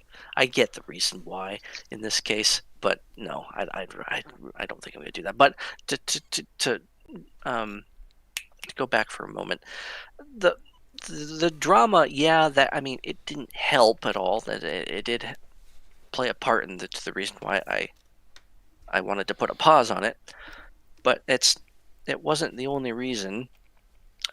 It's not the only reason why. It's like I'm not the ongoing quote unquote drama that's all over the place. It's not all over the place. In fact, there's hardly anything compared to what it was in GP1. Right now, this is very docile in comparison. So, uh, when GP1 was going on, it was extremely rare that I ever had a single race go by, like a single podium, where I could actually say that I didn't feel any anxiety. Just about every single race, like 95% of races that happened uh, toward the latter half of its current existence, I would feel this deep pit of dread in my stomach because I knew that that someone did something really stupid out on track, and I was going to hear from it later.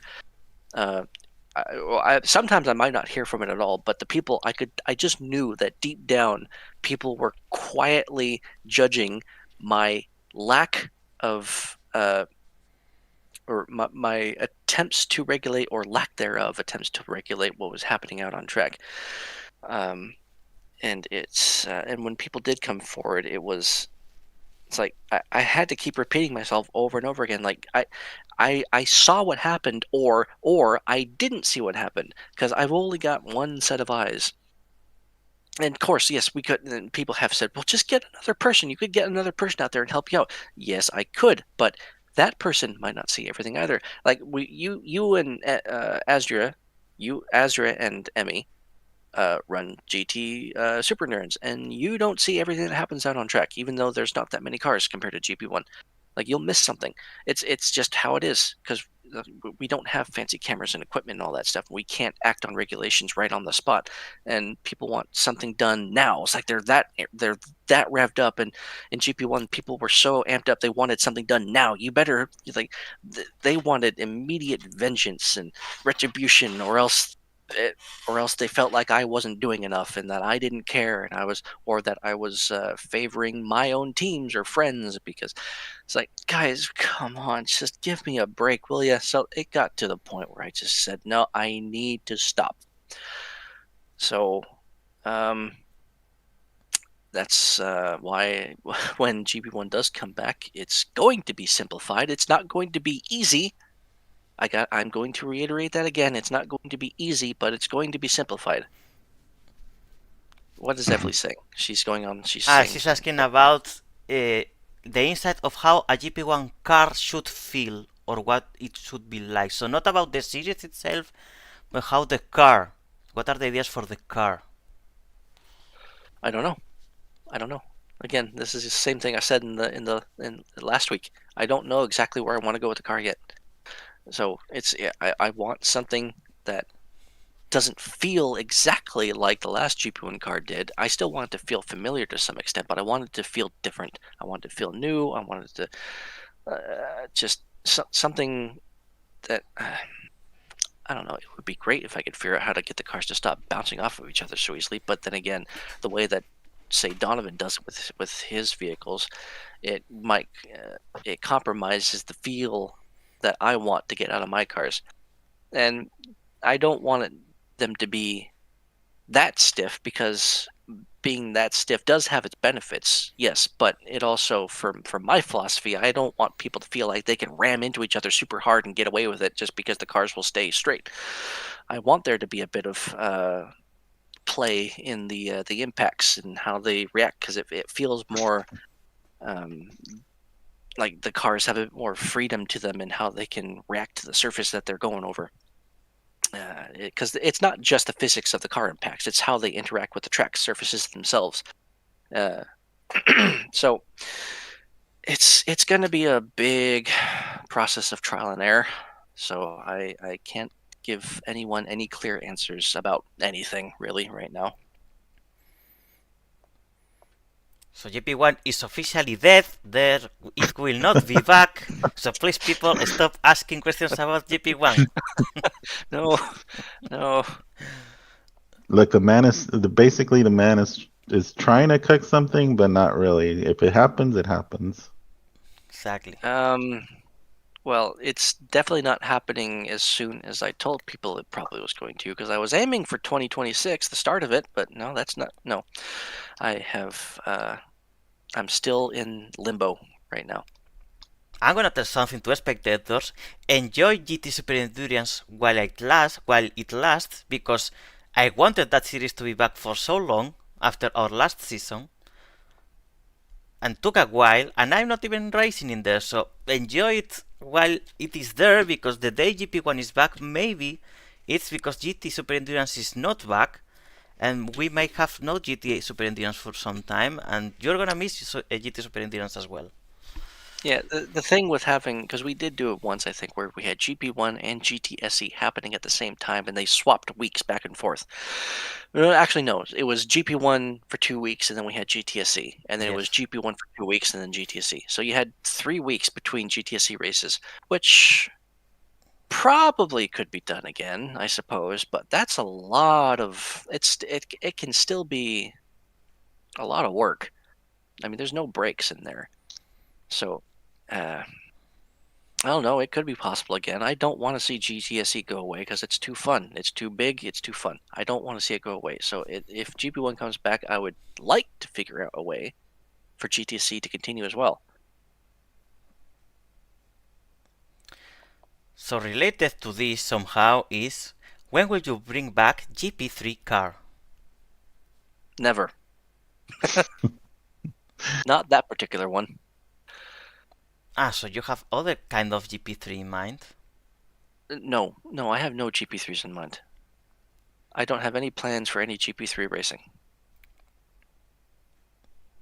Your thoughts, JC? I think that's a good call. We don't need it. Nobody wants it. So I'm sorry for whoever asked this question, but GP3 car is officially dead and It's will not be. probably Emmy. Emmy really loves the GP3 car. It's It a was fun car. yes, yes. Um, I mean, you could tell her to make a series about it. See how many people show up. What's stopping It's her? a really outdated uh, script though. All things considered, like it's the old GT Super Series script, and it's the way they drive and bounce off of each other is not good. There's reasons I fixed it later on, and I just haven't updated that car in particular. And the model is also kind of like it needs brand new tires and all that kind of stuff. It's really all outdated. Evely says, I have another thought in mind relating a bit to an earlier question about what kind of racing is done in SL. So, does Luke have some input yet about some kind of rally racing? Like a bit of, well, her comment gets cut off. Uh, like a bit of drifty cars, slide through turns, and all that. There was going to be Rallycross 2024B or something like that. Maybe it was. Um, I think it was supposed to be during season 7 of GP1, but I don't know. Oh, wait, no. Was it? Shoot, I'm trying to remember when I was supposed to run that. I had plans to run a Rallycross series. Yes, there was a point a couple of years ago, I think now at this point, it's been a while, where we broke out some really old rally cars that Donovan had made and then tweaked the scripts a little bit to make it a bit more friendly for the event, where I had transformed, what track is it? West Valley, the oval here at LC Racing Circuits, into a rallycross course. So you would use the oval, but also the infield, and it had jumps and rumble strips, or these rumble straights where you were kind of driving over some bumps for a while.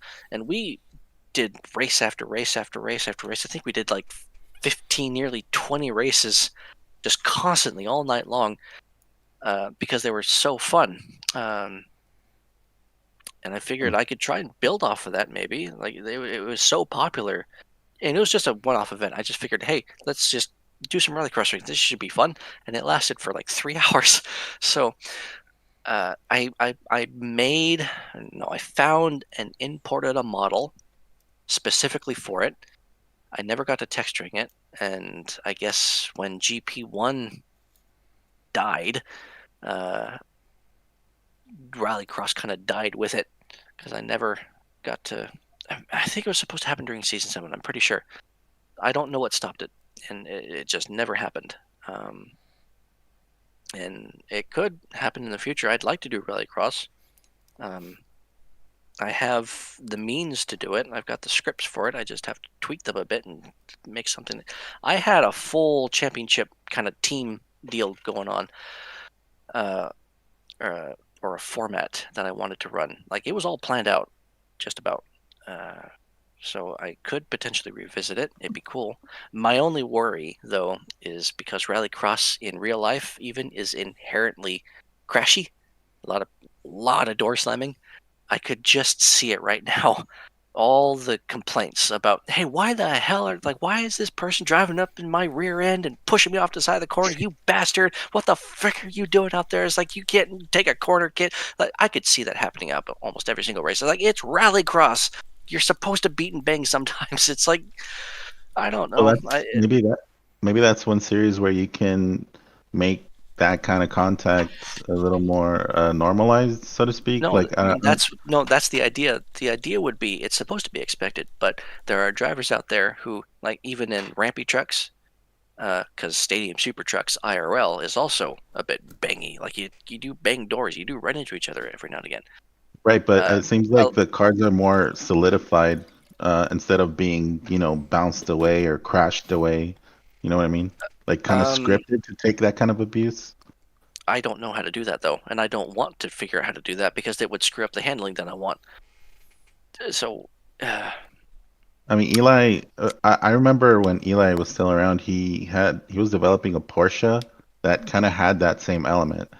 And I remember you were like, "Well, no, I don't like it because it kind of promotes, contact and sloppy driving." But I think in an environment where it is kind of part of the racing, maybe you should try to integrate. yes, that could be. a way to do it, but he was using Donovan's scripts. That's why they were behaving so well with car contact. Donovan's really Mhm. good at that kind of stuff. He's really good at making the cars run into each other and not go all over the place. So for that, yeah, but I would need to use Donovan's scripts. I don't know how to do what he does. I've tried it before. With my scripts, I tried to take his methods, but it just completely it didn't just. I'm not saying that it made the handling feel funny and wrong, and I didn't like it. No, it completely broke the script entirely. So, Yeah. uh, Princess Tama here says, I kind of got touch. Uh, I'm not sure what you mean. I kind of got touched by Luke's current situation. It's burnout hangover, after all. Do you plan to maybe recruit more serious people to manage and help the FEA team on organization or management? Again, refer to episode 1 of Burnout Hangover. We went over in detail about that. But it's I think Jesus. unfortunately, yeah, Here, for Luke, hold yeah. Go ahead. Go ahead. I was going to say, Jesus, he offered his assistance, and Asdria as well. But Asdria is prioritizing driving first and winning a championship before she helps. But the problem is, that's no guarantee, so I can't bank on that. And that's a problem because I think most of the people that Luke would actually trust are drivers that are want to drive. So, and especially people that understand. There's also the people that understand, the context of the situations. Because of course you can hire someone who is decent, you can even trust, but in the end, that people need to have judgment, you know. I need to be able to trust the people. Right now, I trust Asdria, I trust Jesus, I trust Emmy, but Asdria wants to drive. Jesus, right now, his attendance, like tonight, is a bit all over the place. And, I mean, Emmy could help, I'm sure she probably wanted to, but she also likes to race. I don't know if she'd want to race GP1 again. I mean, she's already accomplished her goals for the most part. She's won races. I don't know what her goals are. Her main goals are if she wants to keep going at it. But and also she may, if she's already hosting GTSE and GTSS, I don't think she needs GP1 on her platter. That's already stressful enough. Yeah, that's the thing. Like, in the end, the people that do trust, Amy is not racing in Proto Cup because she can't, but she's not racing GTSE and she's not racing GTSS. So just for the sake of having someone helping Luke, that person is being prevented from taking part in any of the official series.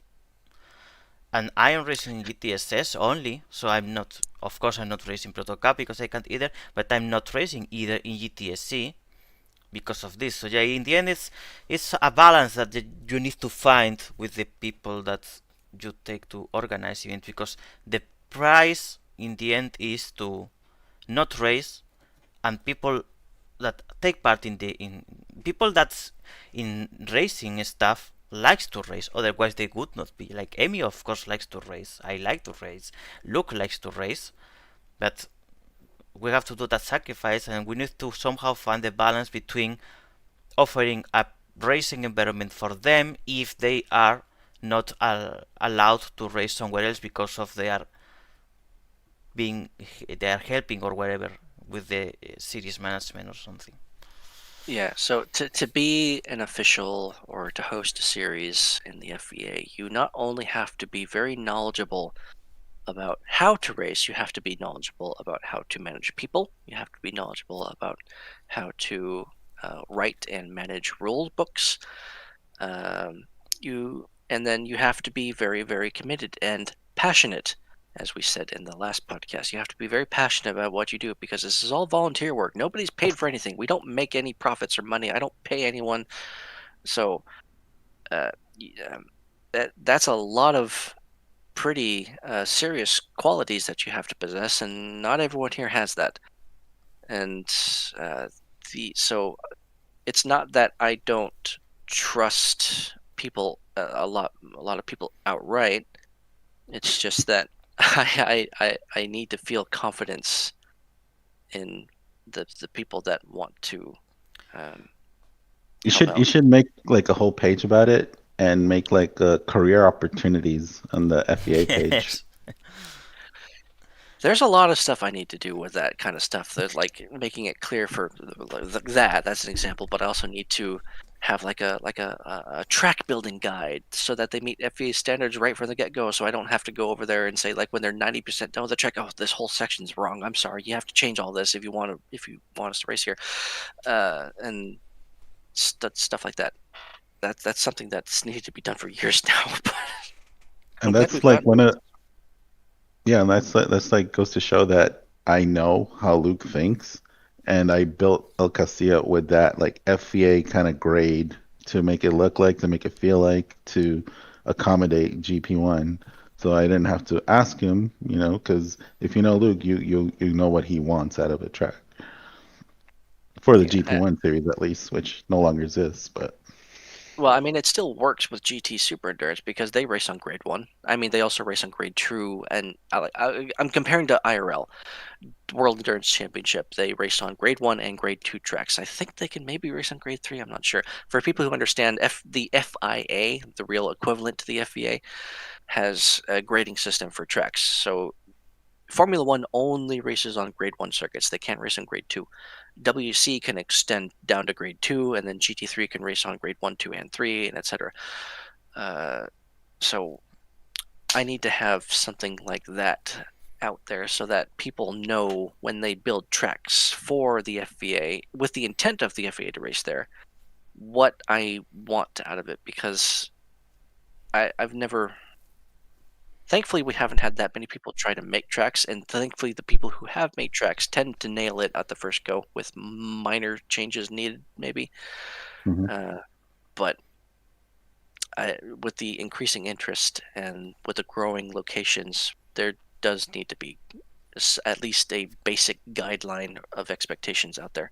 That another thing that was really important is if I want to host a race on your sim, then I need to at least have uh, what is it, like region powers, just briefly, even just for the weekend, just so I can send region messages and lock the sim down and everything, which I know is a big ask in some cases, but it's very necessary to properly run these events. So that's gotta be, I'd say, the biggest limitation to building a track for the FVA is you have to allow me access, even just briefly, to the Sims admin rights, so it can be done properly. So I mean, yeah. if you want the FEA Roadshow to come to your town, you gotta give them, ability to control the event. hmm Princess Tava continues. So she was commenting. So the first one she says was just kind of like well praises and understanding and all this. So thank you for that. The second one she's going in K-pop SL. We face the same situation and that we use trainee role for commitment and giving time over immediate trust. Maybe the FEA trainee in the future, just trying to find solutions for you guys.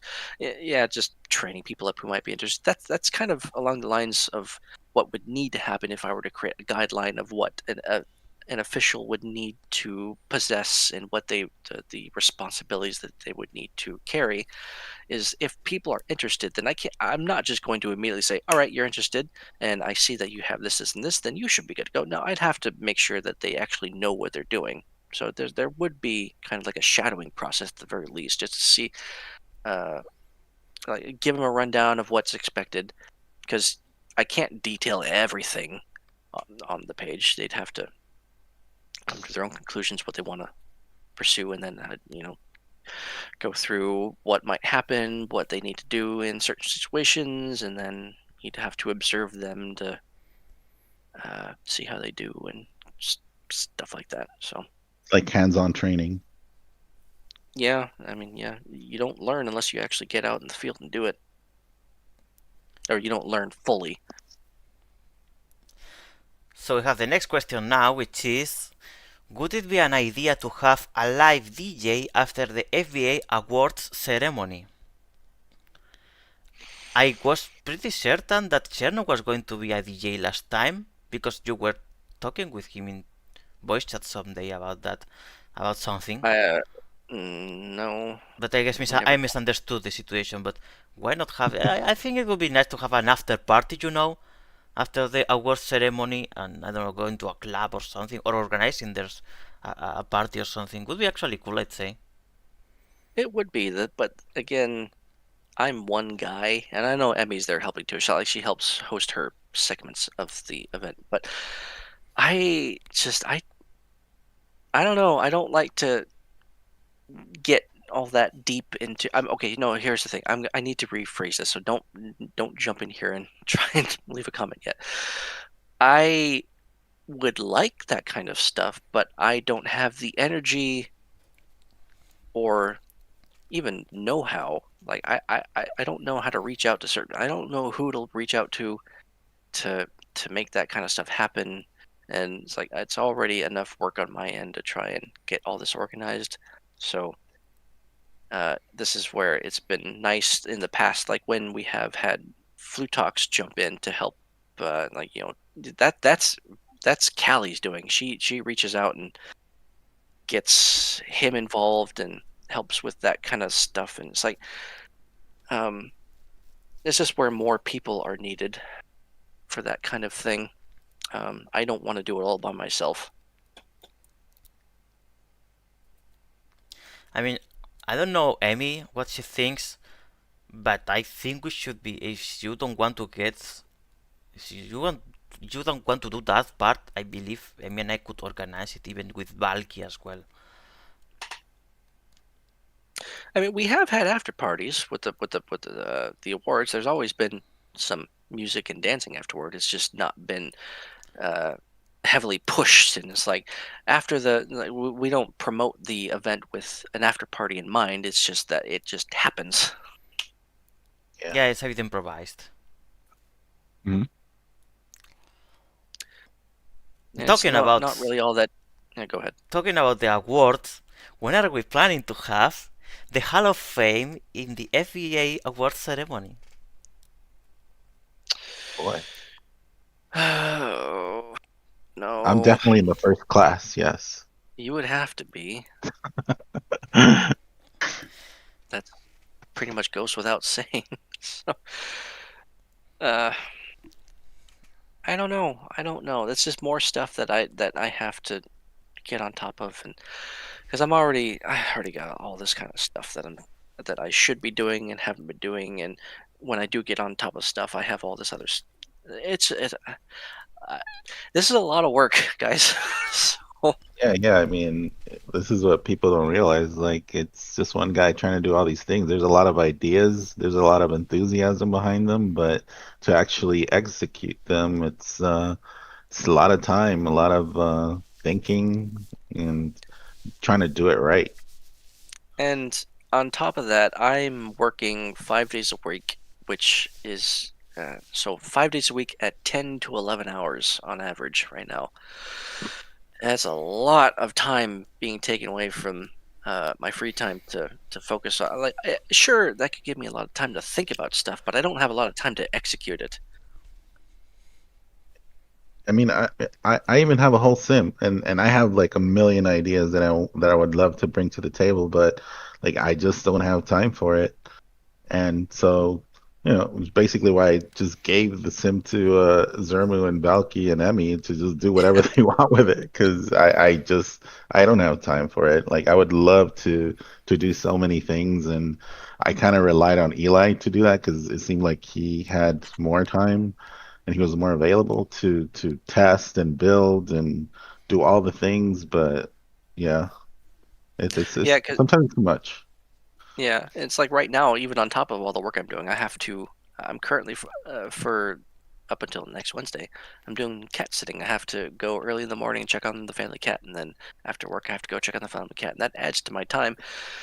Uh, and So random everybody things picture pop up. picture the Stig cat sitting, like sitting on a couch with a cat, and he's like petting it.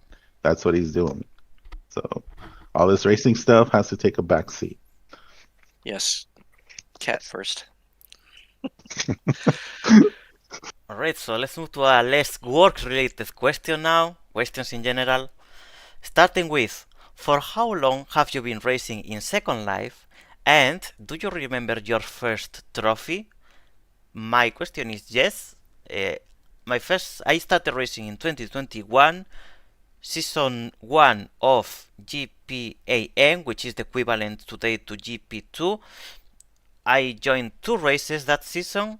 The first one was at Tokyo, could be. It was a double race.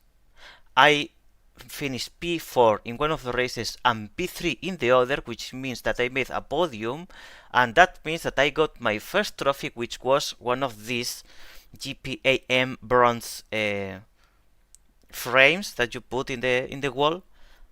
That was it. A plaque. The plaque, yes. So yeah, 5 years, and that was my first trophy. I guess this is just an SL question. So my first time racing.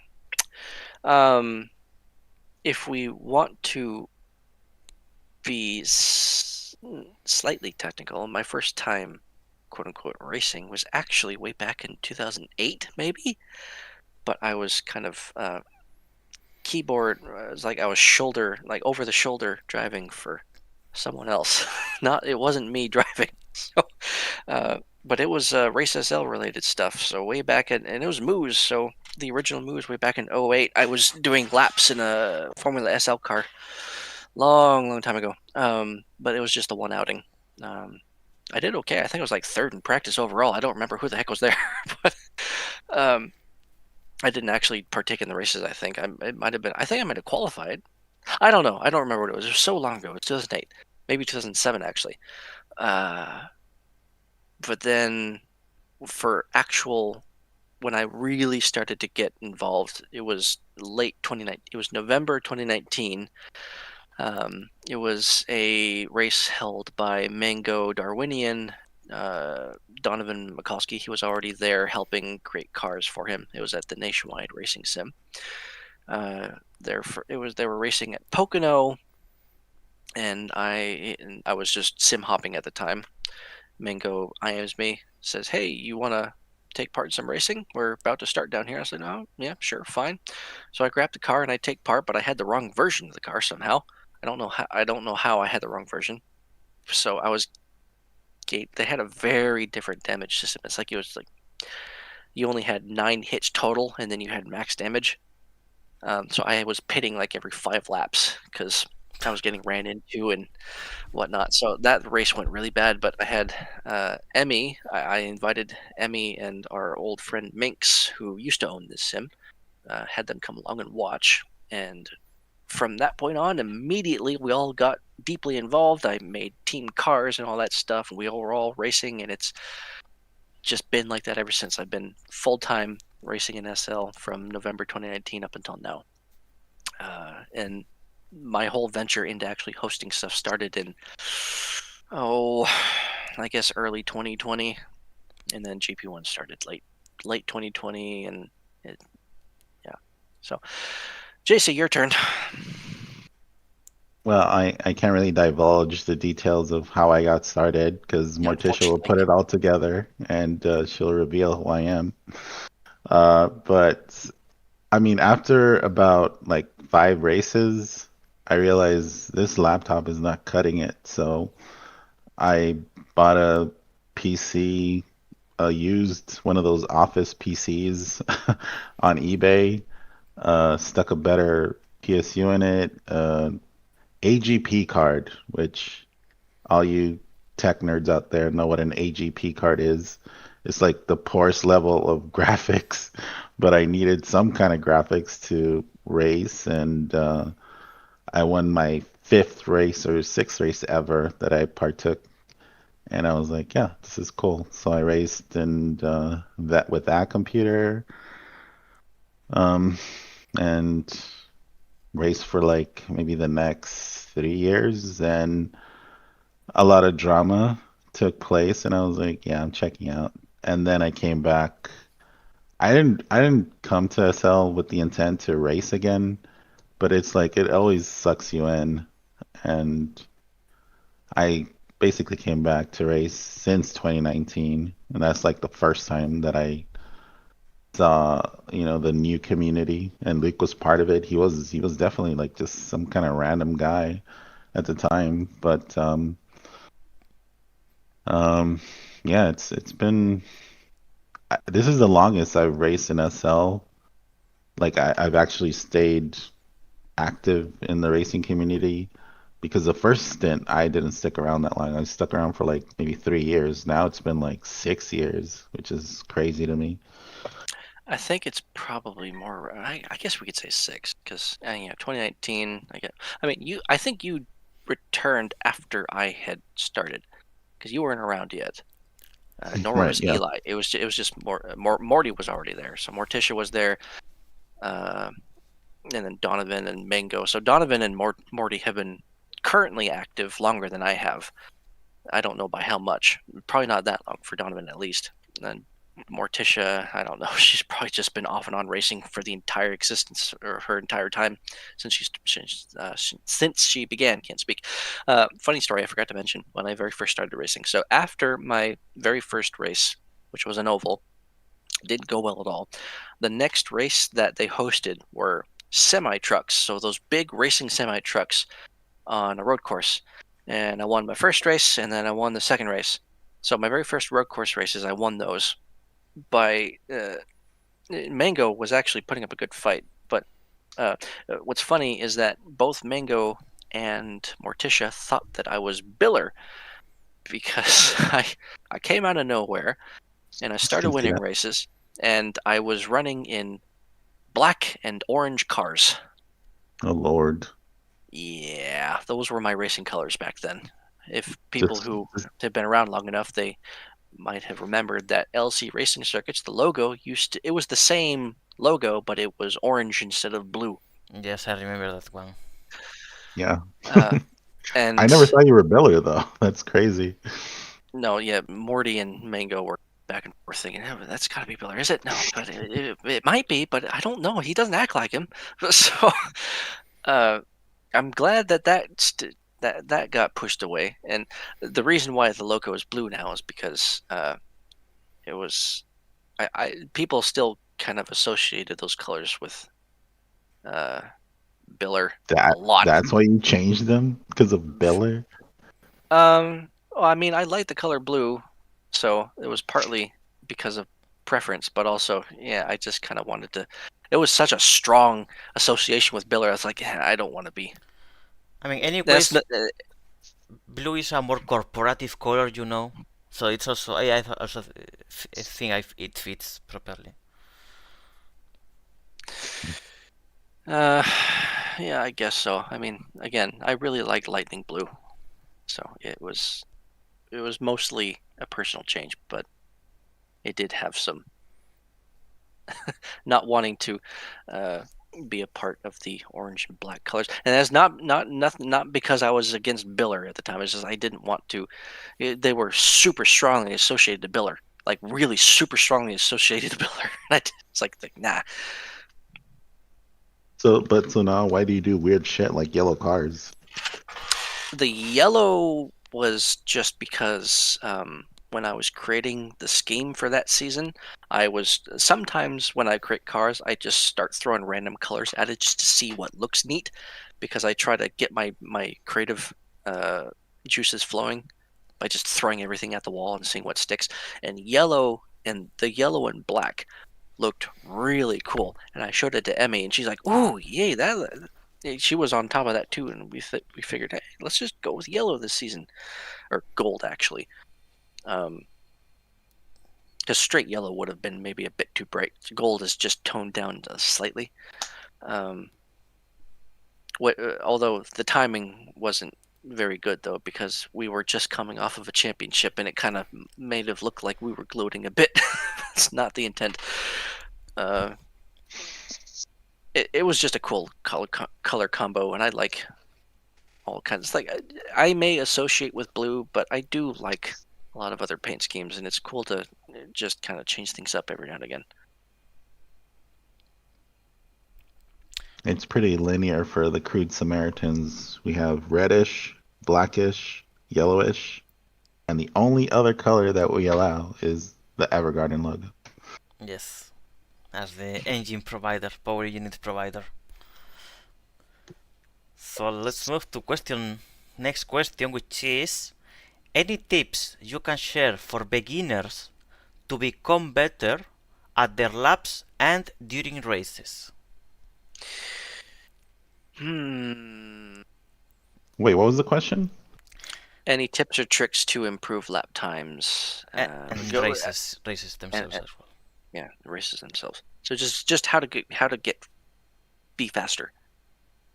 Okay, so my answer is don't practice the same thing for an hour, 2 hours, 3 hours, the same thing. Like take an hour, maybe half an hour or an hour practicing what you think is the right thing. Stop, like go do something, go touch grass, come back, try something different, and try to do that over and over again. Just try new things. If you're not going faster, then you're just practicing doing the wrong thing. Yes, I pretty Uh, much agree. It's like if you see that you are doing slow times, I mean, you can see, anyways, in practices who's doing faster times. So ask yourself, why is this person doing faster times than I do? Because if you still do the same laps, try to do the same laps, and you still don't do those times, it means that you are something wrong in your lap. So yeah, try different. I mean, try something completely different in some terms. Like, okay, what if in this corner I do it differently? I take a different line or something, or try to approach learning turns, for example. There is something, I don't know if it's something I personally do or something that general people do. For me, the best way to learn the limits of the track is not by going wide first and approaching the corner, but going first close to the corner, crash against it if you need it, and start from there. Or step in the slow zone and then start from there. Like start from the inner to the outer until you reach that limit of I'm no longer crashing against the wall, rather than start going wide and try to approach the more you can in your practices until you reach that point. Those are things that I personally find uh, makes me learn a track way faster than that other way. And I see that some people in their practices do that, like the going wide, like avoiding the corner, being afraid of the corner. For me, it's the opposite. Like eat the corner, because that way you will explore the limit of the corner a bit more every time. to build on that, but also to make a slight correction on something you mentioned in there. I To start with the correction, I wouldn't actually refer to the lap times that are in the gate, because those could be skewed by drafting, or someone could have ridden against the wall and gotten a time that's technically faster than they should technically be going. Uh, the main amount of experience uh, that you could grab is from racing, like uh, so this is where we're building off of what you guys are saying, but mostly what JC said is that uh, you could go out there and run by yourself and do like lap after lap after lap after lap, but if you do it too much, then you're potentially building bad habits, and those habits are hard to break. So you need to regulate how much you're actually practicing, which is kind of a confusing thing for some people to hear, probably because you would probably think that practice makes perfect, and it does maybe kind of contradict what I said earlier about Mango K, for example, because you do have to put in a ton of laps there to understand that track, but that's relative to the circuit in question. Because like if you go to Straka, you don't need to put in as nearly as many laps as you would at Mango K. Um, you have to race with other people to figure out what can and Mhm. can't be done, because you need reference points. The more reference points that you have, the quicker you're going to figure things out. You can't do it all by yourself. And to build off of what Asdria said, you really need to capitalize on or focus on first making mistakes to learn from those mistakes. You need to learn the limits of the car, learn the limits of the track, and the limits of your own abilities and even hardware, because a lot of people are really concerned about or focused on their hardware limitations and network connections and all that kind of stuff. Learn what you can and cannot do so that you can put that knowledge up against other people, and then you can build off of what other people are capable of and say, hey, well, I'm capable of doing this, so if I tweak my line slightly, then maybe I can get an advantage on the person in front of me or defend better in a situation. So yeah, don't be afraid to screw up. The first thing that you need to do is figure out what the car can and cannot do, what you can and cannot do. Make mistakes. Like when you're first learning a track, be stupid. Run into everything, hit everything. Just try and see Yeah. what the limits are. And that's kind of what I take it a step further and say that to people who are brand new. I tell them just get in a race and, be dumb because this is the only time you're gonna be able to be dumb. And, don't be like flagrantly dumb, but try Yes. your best to drive the track and try to learn in a race where there's not much expectation for you to do well, but try to learn what everybody else is doing and how they drive and they drive around you, and because that's going to be the best practice you're going to get aside, other than doing 1,000 laps of practice because you're going to be in a race environment. Yeah, because we have a lot of rookies here who are incredibly quick.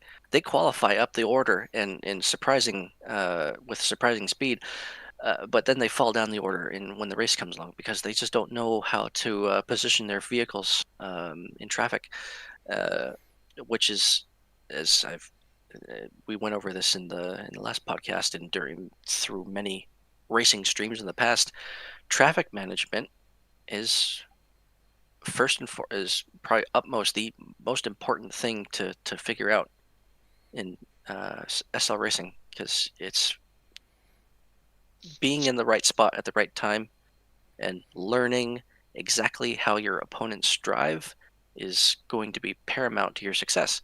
It's if you really want to learn very quickly, and again, this is not a jab at these people, but Spirit Racing League they are the most open league in Second Life. I gotta say, they are the most open league. They will accept everyone. They will not judge you for the most part. You got certain drivers who have their opinions, but for the most part, you head over there. You will race against the best people and the least experienced people, and you are going to learn very quickly what you can and cannot do, and then you can take those skills over here.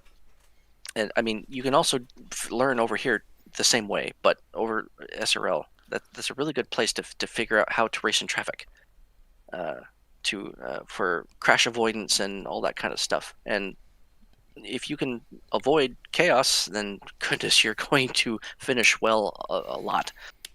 I think if I had to make a guidebook on how to enter Second Life Racing would be enter SRL for a whole season. If you can endure the crashing and the drama and the bullshit that happens over there, you're good. Everything else is gonna be easier. Because if Which you can, again, just to clarify, not to I am. harp I don't down care. on. Okay, I am. I well, don't care. This is JC uh, speaking. JC opinion. look, I mean, it's obviously known that there's more chaos and crashing over at SRL, but I mean, it's the environment of what the place is, and that's just the way that SRL racing is. I mean, I don't have a problem with it personally. So, the thing is about like SRL racing is you have to endure a lot of BS. You have to endure people being new and doing dumb things, and then you have pros, which I'm not gonna go into, just people whose names right with Schmerin, and they push your limits as well. So there's really good people in SRL, and there's pros that join occasionally, and so you're gonna get a mix of both. Like you're gonna get frustration and some good competition. So I think if you do a whole season of SRL oval racing, I think you'll come out of it thinking like maybe do I want to do this or don't I? yeah, you really have to have a high tolerance level to race in Second Life. It's Yeah. not like sim racing at all. We don't have nearly as much control of our vehicles because it's keyboard racing and the network can blip on us and the sim can lag. And a lot of accidents that happen in Second Life are often completely by accident. Nobody means to like, no one's really trying to run into each other, or they for, but in other cases, either they're just being too aggressive or they just don't know better, and that's completely understandable because they're brand new. And it's like as I have, as I think I said again in the previous podcast, a lot of people who show up to race in Second Life, they've probably never raced a day in their life, and it's very comparable to going to an arcade and you see a racing game and you say, "Oh, that looks like a lot of fun. I want to try it out." But they may have no idea what they're doing. And that happens here. It happens in the FVA, it happens in SRL, it happens in Renegade Racing League. Anywhere you go, you're going to have people who know what they're doing and people who have the slightest idea what they're doing. And you just have to accept it. But if you can figure out how to manage all of those aspects, then you are going to thrive here. And I think most of the people in the fields right now, in like let's say Proto Cup, are mostly spoiled from not being exposed to such, stuff like that happens in SRL because okay, Unless more or you're less, the yeah, Nova people. yeah. I mean, I haven't watched how Nova, operates, and maybe that's why they're, kind of going through some growing pains in Proto Cup. But I think it's better to expose yourself to, just dumbassery on the track and then kind of build from that. Yeah, Nova Racing is a fight to the death. So that's where they come out of it as though they just came out of war. So um, this is again where uh, with experience you have to be careful with how you practice and where you pick up your experience from and what you retain, because you don't want to develop bad habits. It's really easy to pick up a habit. It's really hard to get rid of that habit, Yep. which is kind of the general case for anything in life. Another tip that I can give to new drivers or drivers with experience that want to get better, something that but for this you need someone else, of course, with you, which is having practices with other experienced drivers. Like, at least I feel that something that helped me a lot to improve was when back then in GP1, the first seasons that I was racing, when we met at Sand Beach or wherever track was going to be the race. I remember Sand Beach particularly, with you and I don't know 3-4 other drivers, already consolidated ones, and do fast like random races with them, like 5 lap races or so, and you try to learn from behind them how they do the laps.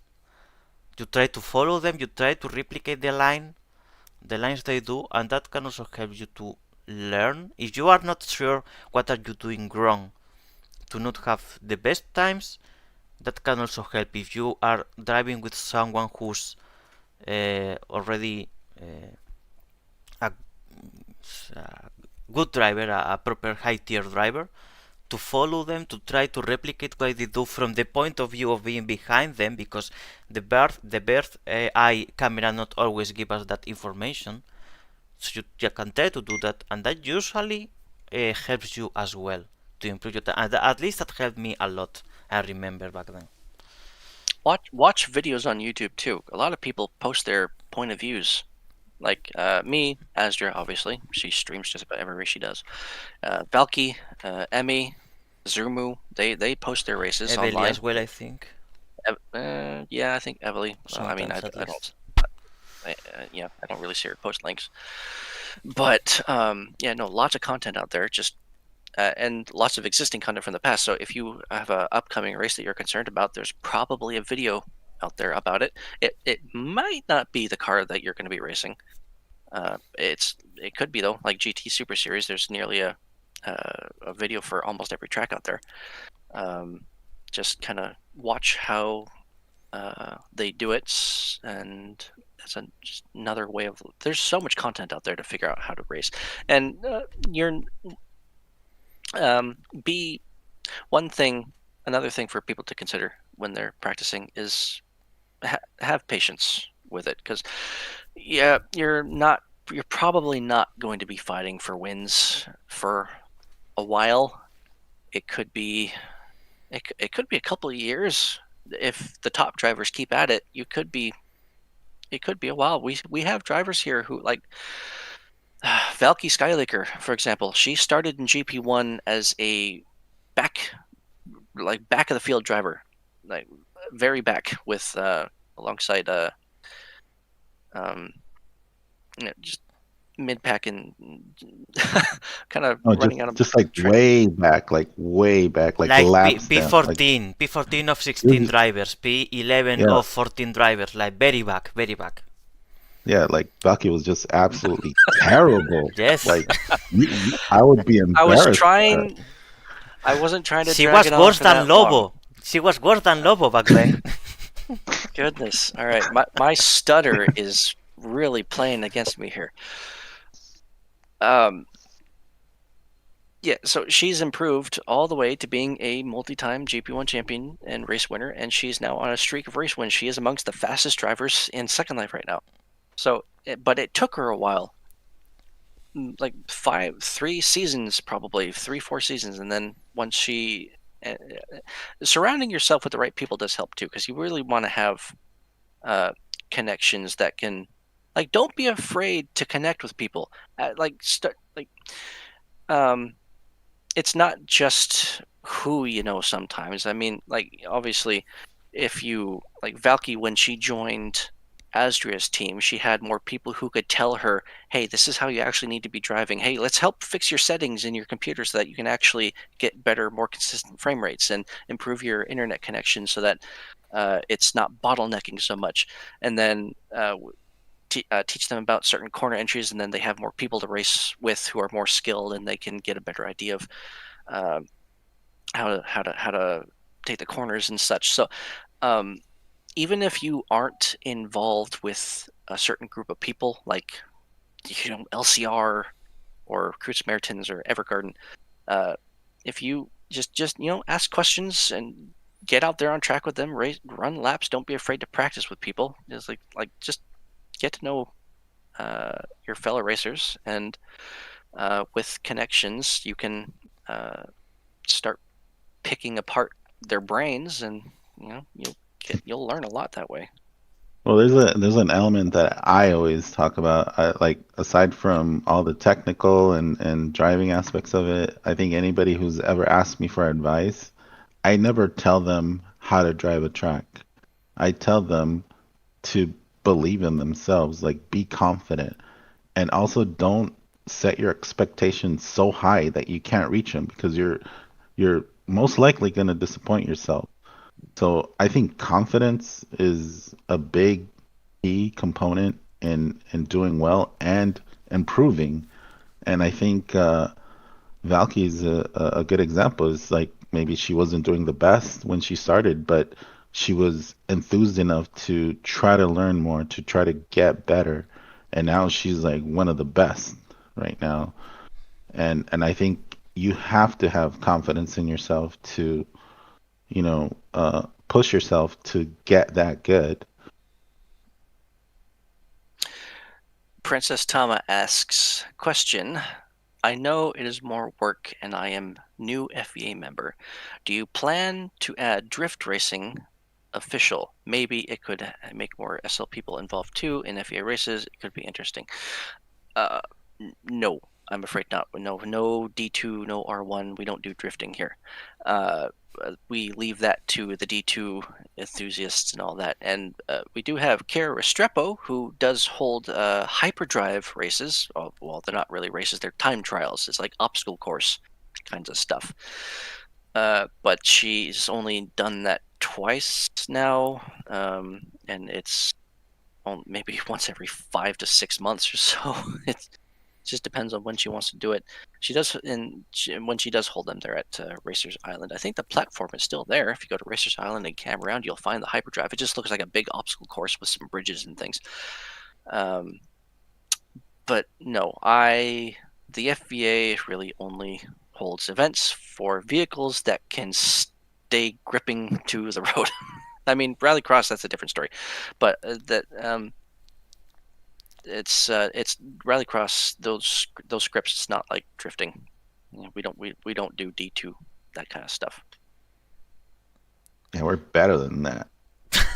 I found that they seem quite nice for D2 racing. I have to show you later at someday.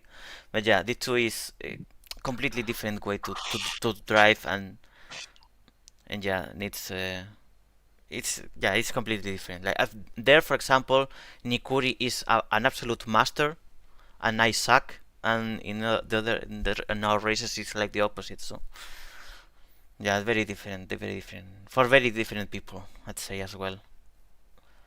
Mm-hmm. There's one last question before the impossible question, which is for you, Luke, particularly, which is what do you think about the new racers and teams joining FBA, and what can existing racers and teams do better, in your opinion, to welcome the new drivers and teams for the longevity and popularity of the sport? I am thrilled to see all these new teams come about and all these new drivers. Granted, we really only have one new team, like that's Apex Angels here, because all the new people who are coming in, they are joining existing teams or they're splitting into new teams, but they're drivers who've been here with us for a while now. So lots of new drivers and a brand new team in with Apex Angels. It's and it really cool. I mean, I'm glad that the series is that attractive. Or well, not the series. We have multiple series. The FVA is that attractive with all the things that we are host and how inviting we've been to these people.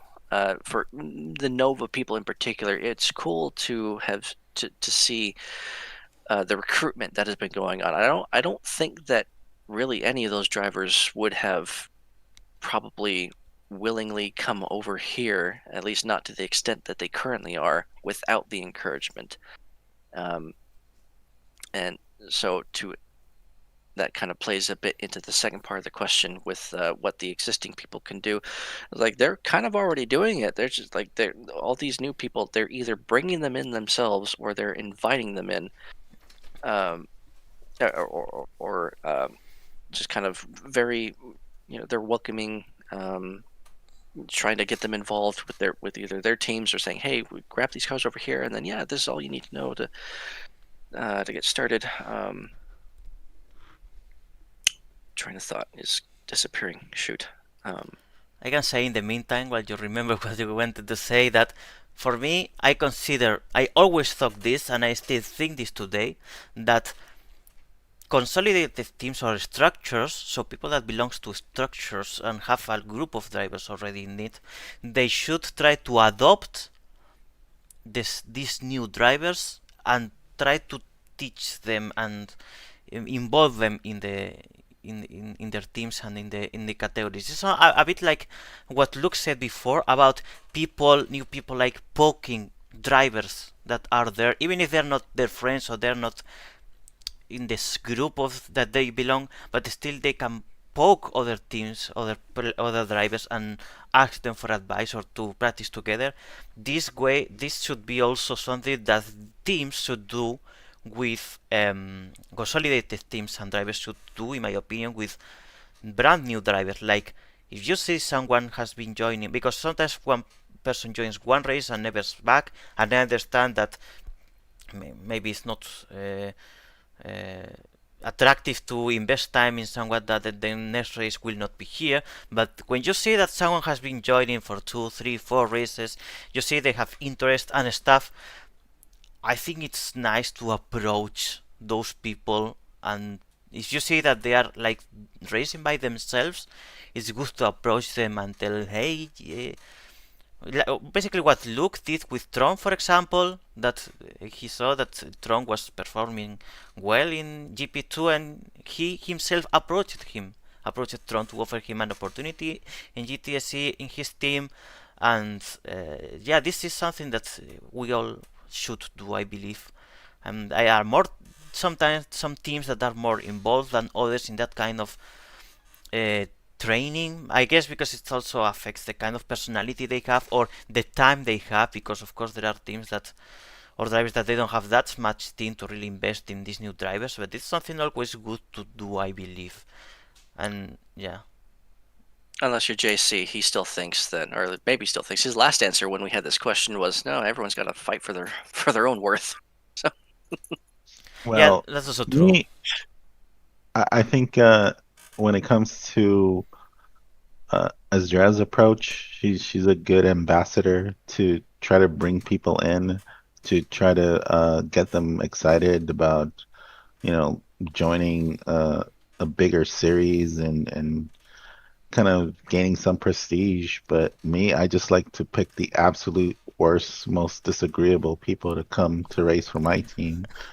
So I think we still need characters out here, even though half of them are banned. But hey. yeah, we got to be a bit more picky with our characters. Trying to bring in.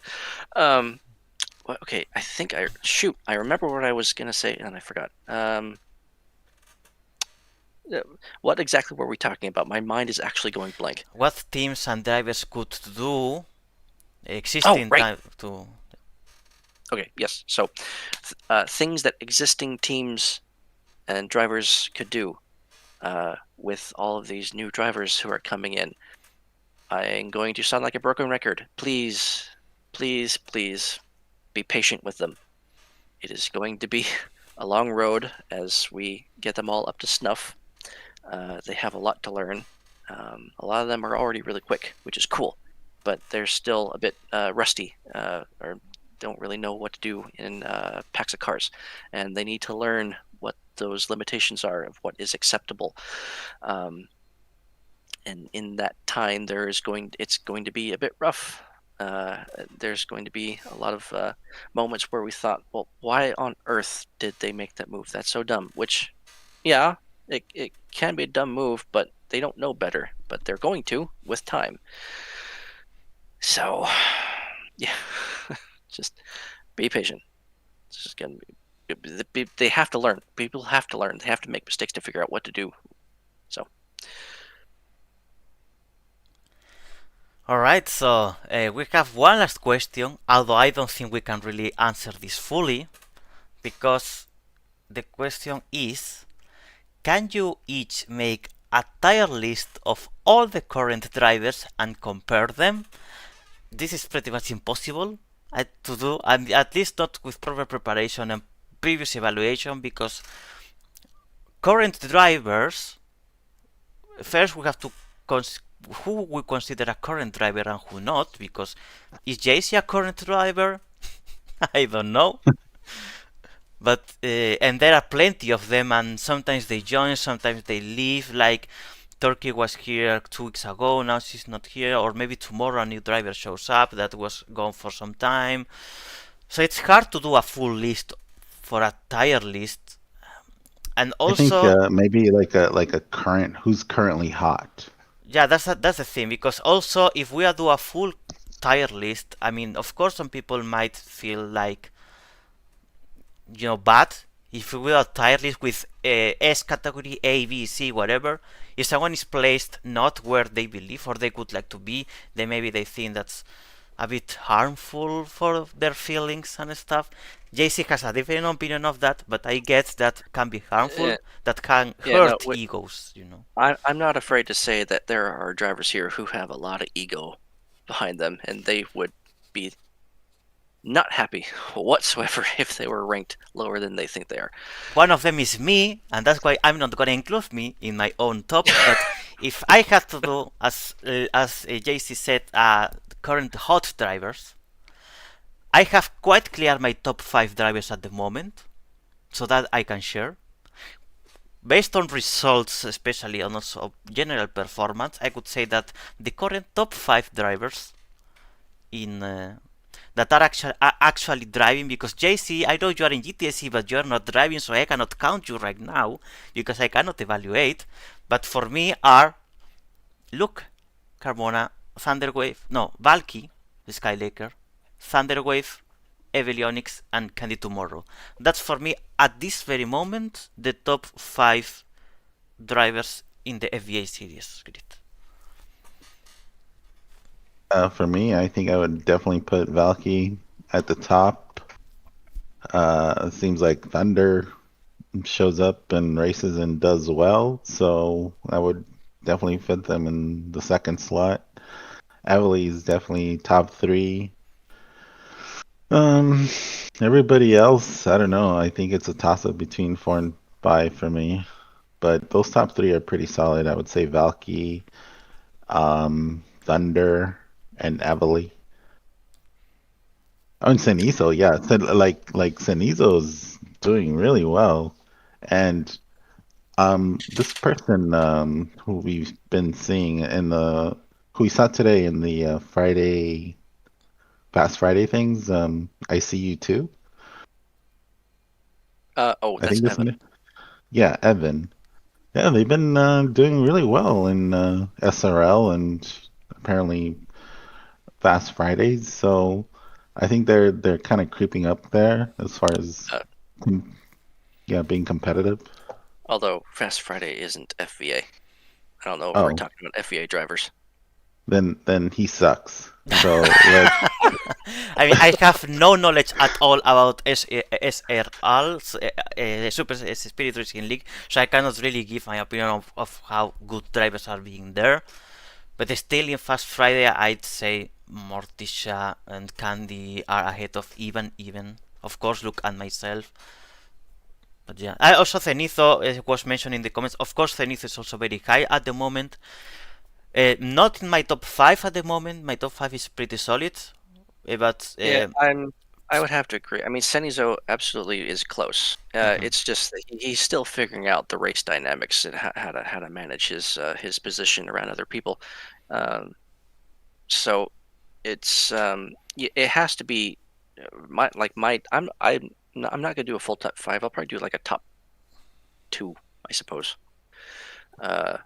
Because you have to think about the overall package. And first is Valky, second is Thunder. I'd have to say Thunder. And this is placing them over me because sure, I can set down lots of really fast and consistent laps, I suppose, but I'm not really putting in a lot of the effort as much as they are. I just kind of show up and drive.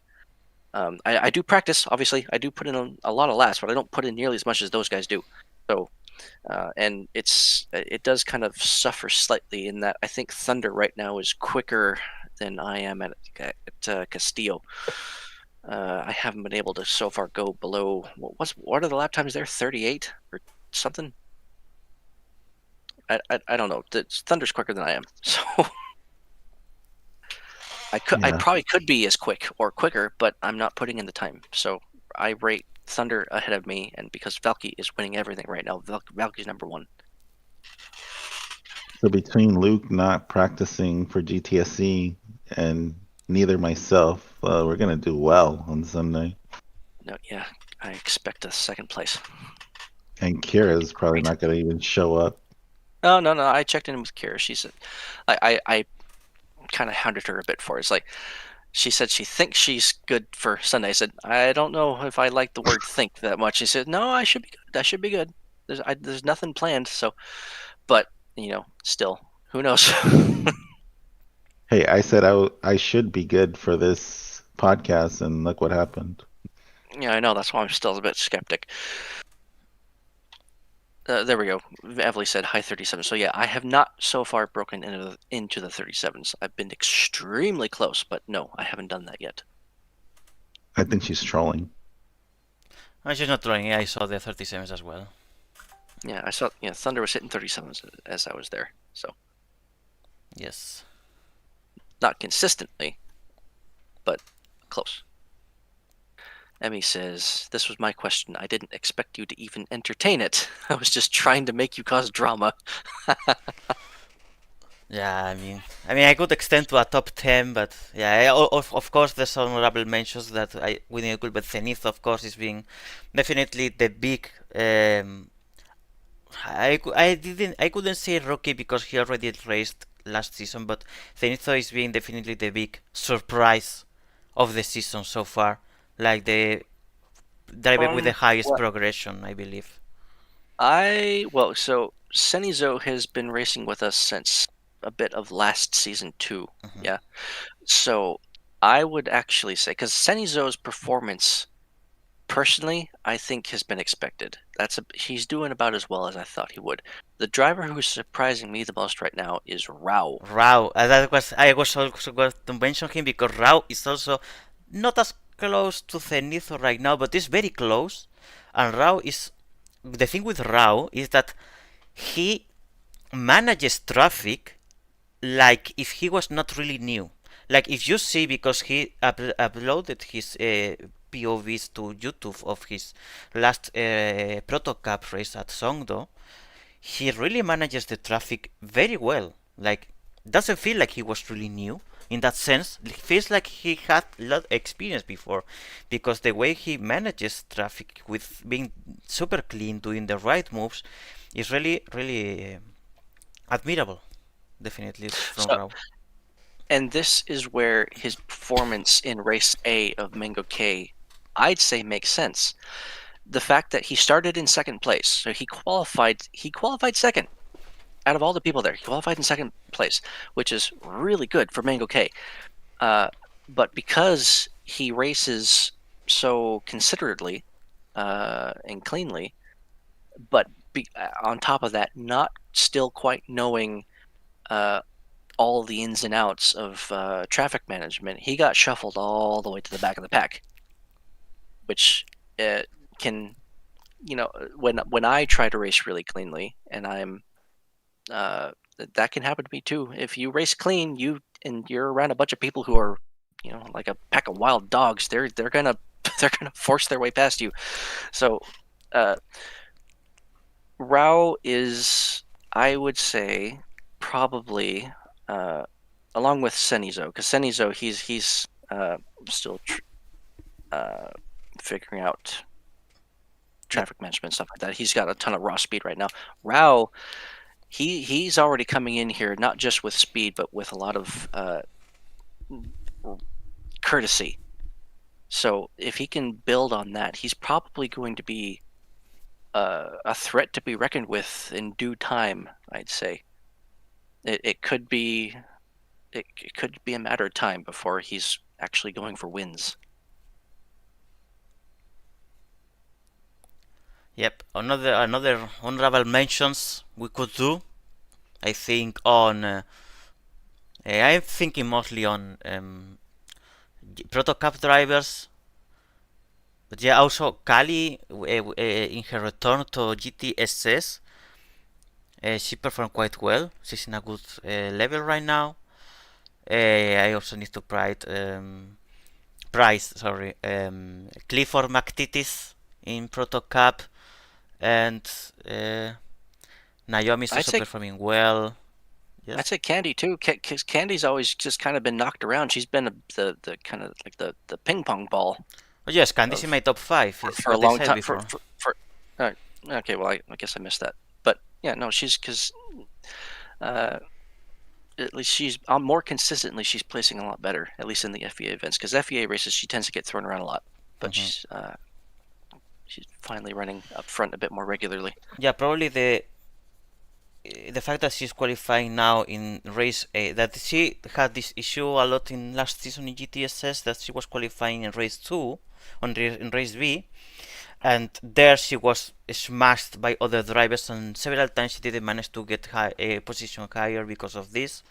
But now she's qualifying directly in race A in a way better position. She's getting the results that she's capable of. And yeah, Candy for me at the moment is top 5, is in the top 5. because of her performances in GTSS and also her performances in GTSE with Evely in the his car. Like for me, is clearly top five with her colleague Evely.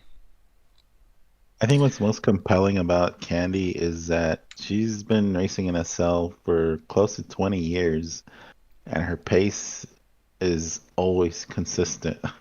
Like she always drives just as fast, just as cleanly. She's always been very consistent, and I think that's pretty damn cool. Mm-hmm.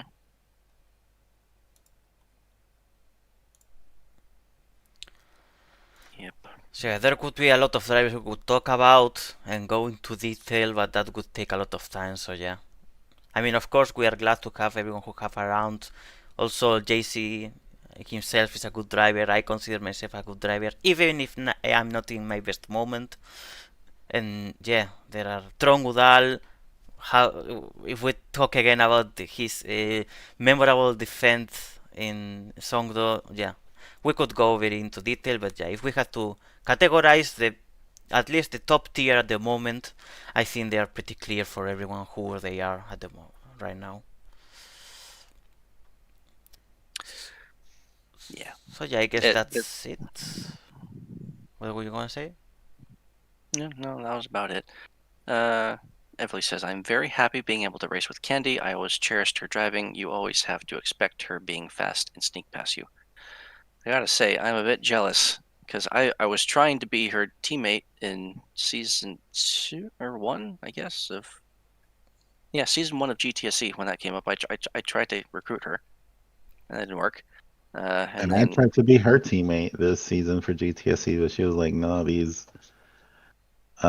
Hiss already recruited me." So I guess it's a and common then feeling because I also wanted to be someday partner in a team with Candy, but it gosh, couldn't. everyone wants to be Candy's teammate.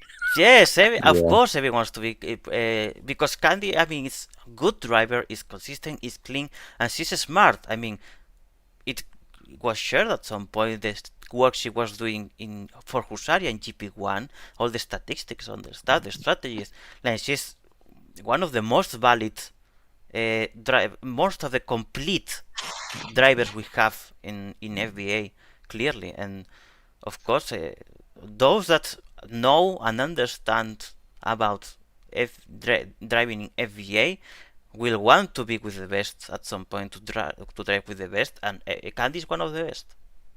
Yeah, I would say that Hiss as a unit, because we know how much time Evely put into figuring out every single possible strategy last season, and now you have her paired up with Candy, who would also look for every single possible strategy. She would like GP1. She would have these like, really extensive spreadsheets. So you have Callie, sorry, not Callie, Candy and Evely together. They are. I know that Astra, you put in a lot of time with strategies too, but I'd say as a combined unit, Hiss have got to be the most highly strategic team on the grid right now. Only behind the 77 Evergarden because they have just pure raw speed behind them. Yeah, I mean, was seen last season already that he's. I mean, besides being faster in many times, I think the key of his last season was being the smartest car. Clearly, like decision making, strategizing, planning of stuff. I felt it ahead of the other cars, and that was part of the success. And if you add Candy to the equation, of course you are gonna be even better because Candy has a lot to contribute as a driver, as the experienced driver that she is. So, yeah. Yeah, so not only is Candy very smart and strategic, she's extremely consistent. And then you pair that with Evely, who is very strategic, but also very fast. one of my So favorite wins ever was winning in that 14 car in GP1. So that's a yeah. cool thing. That's one of my favorite wins ever. Because I not only did I win for Candy, but I got to beat Callie, which I love beating Callie.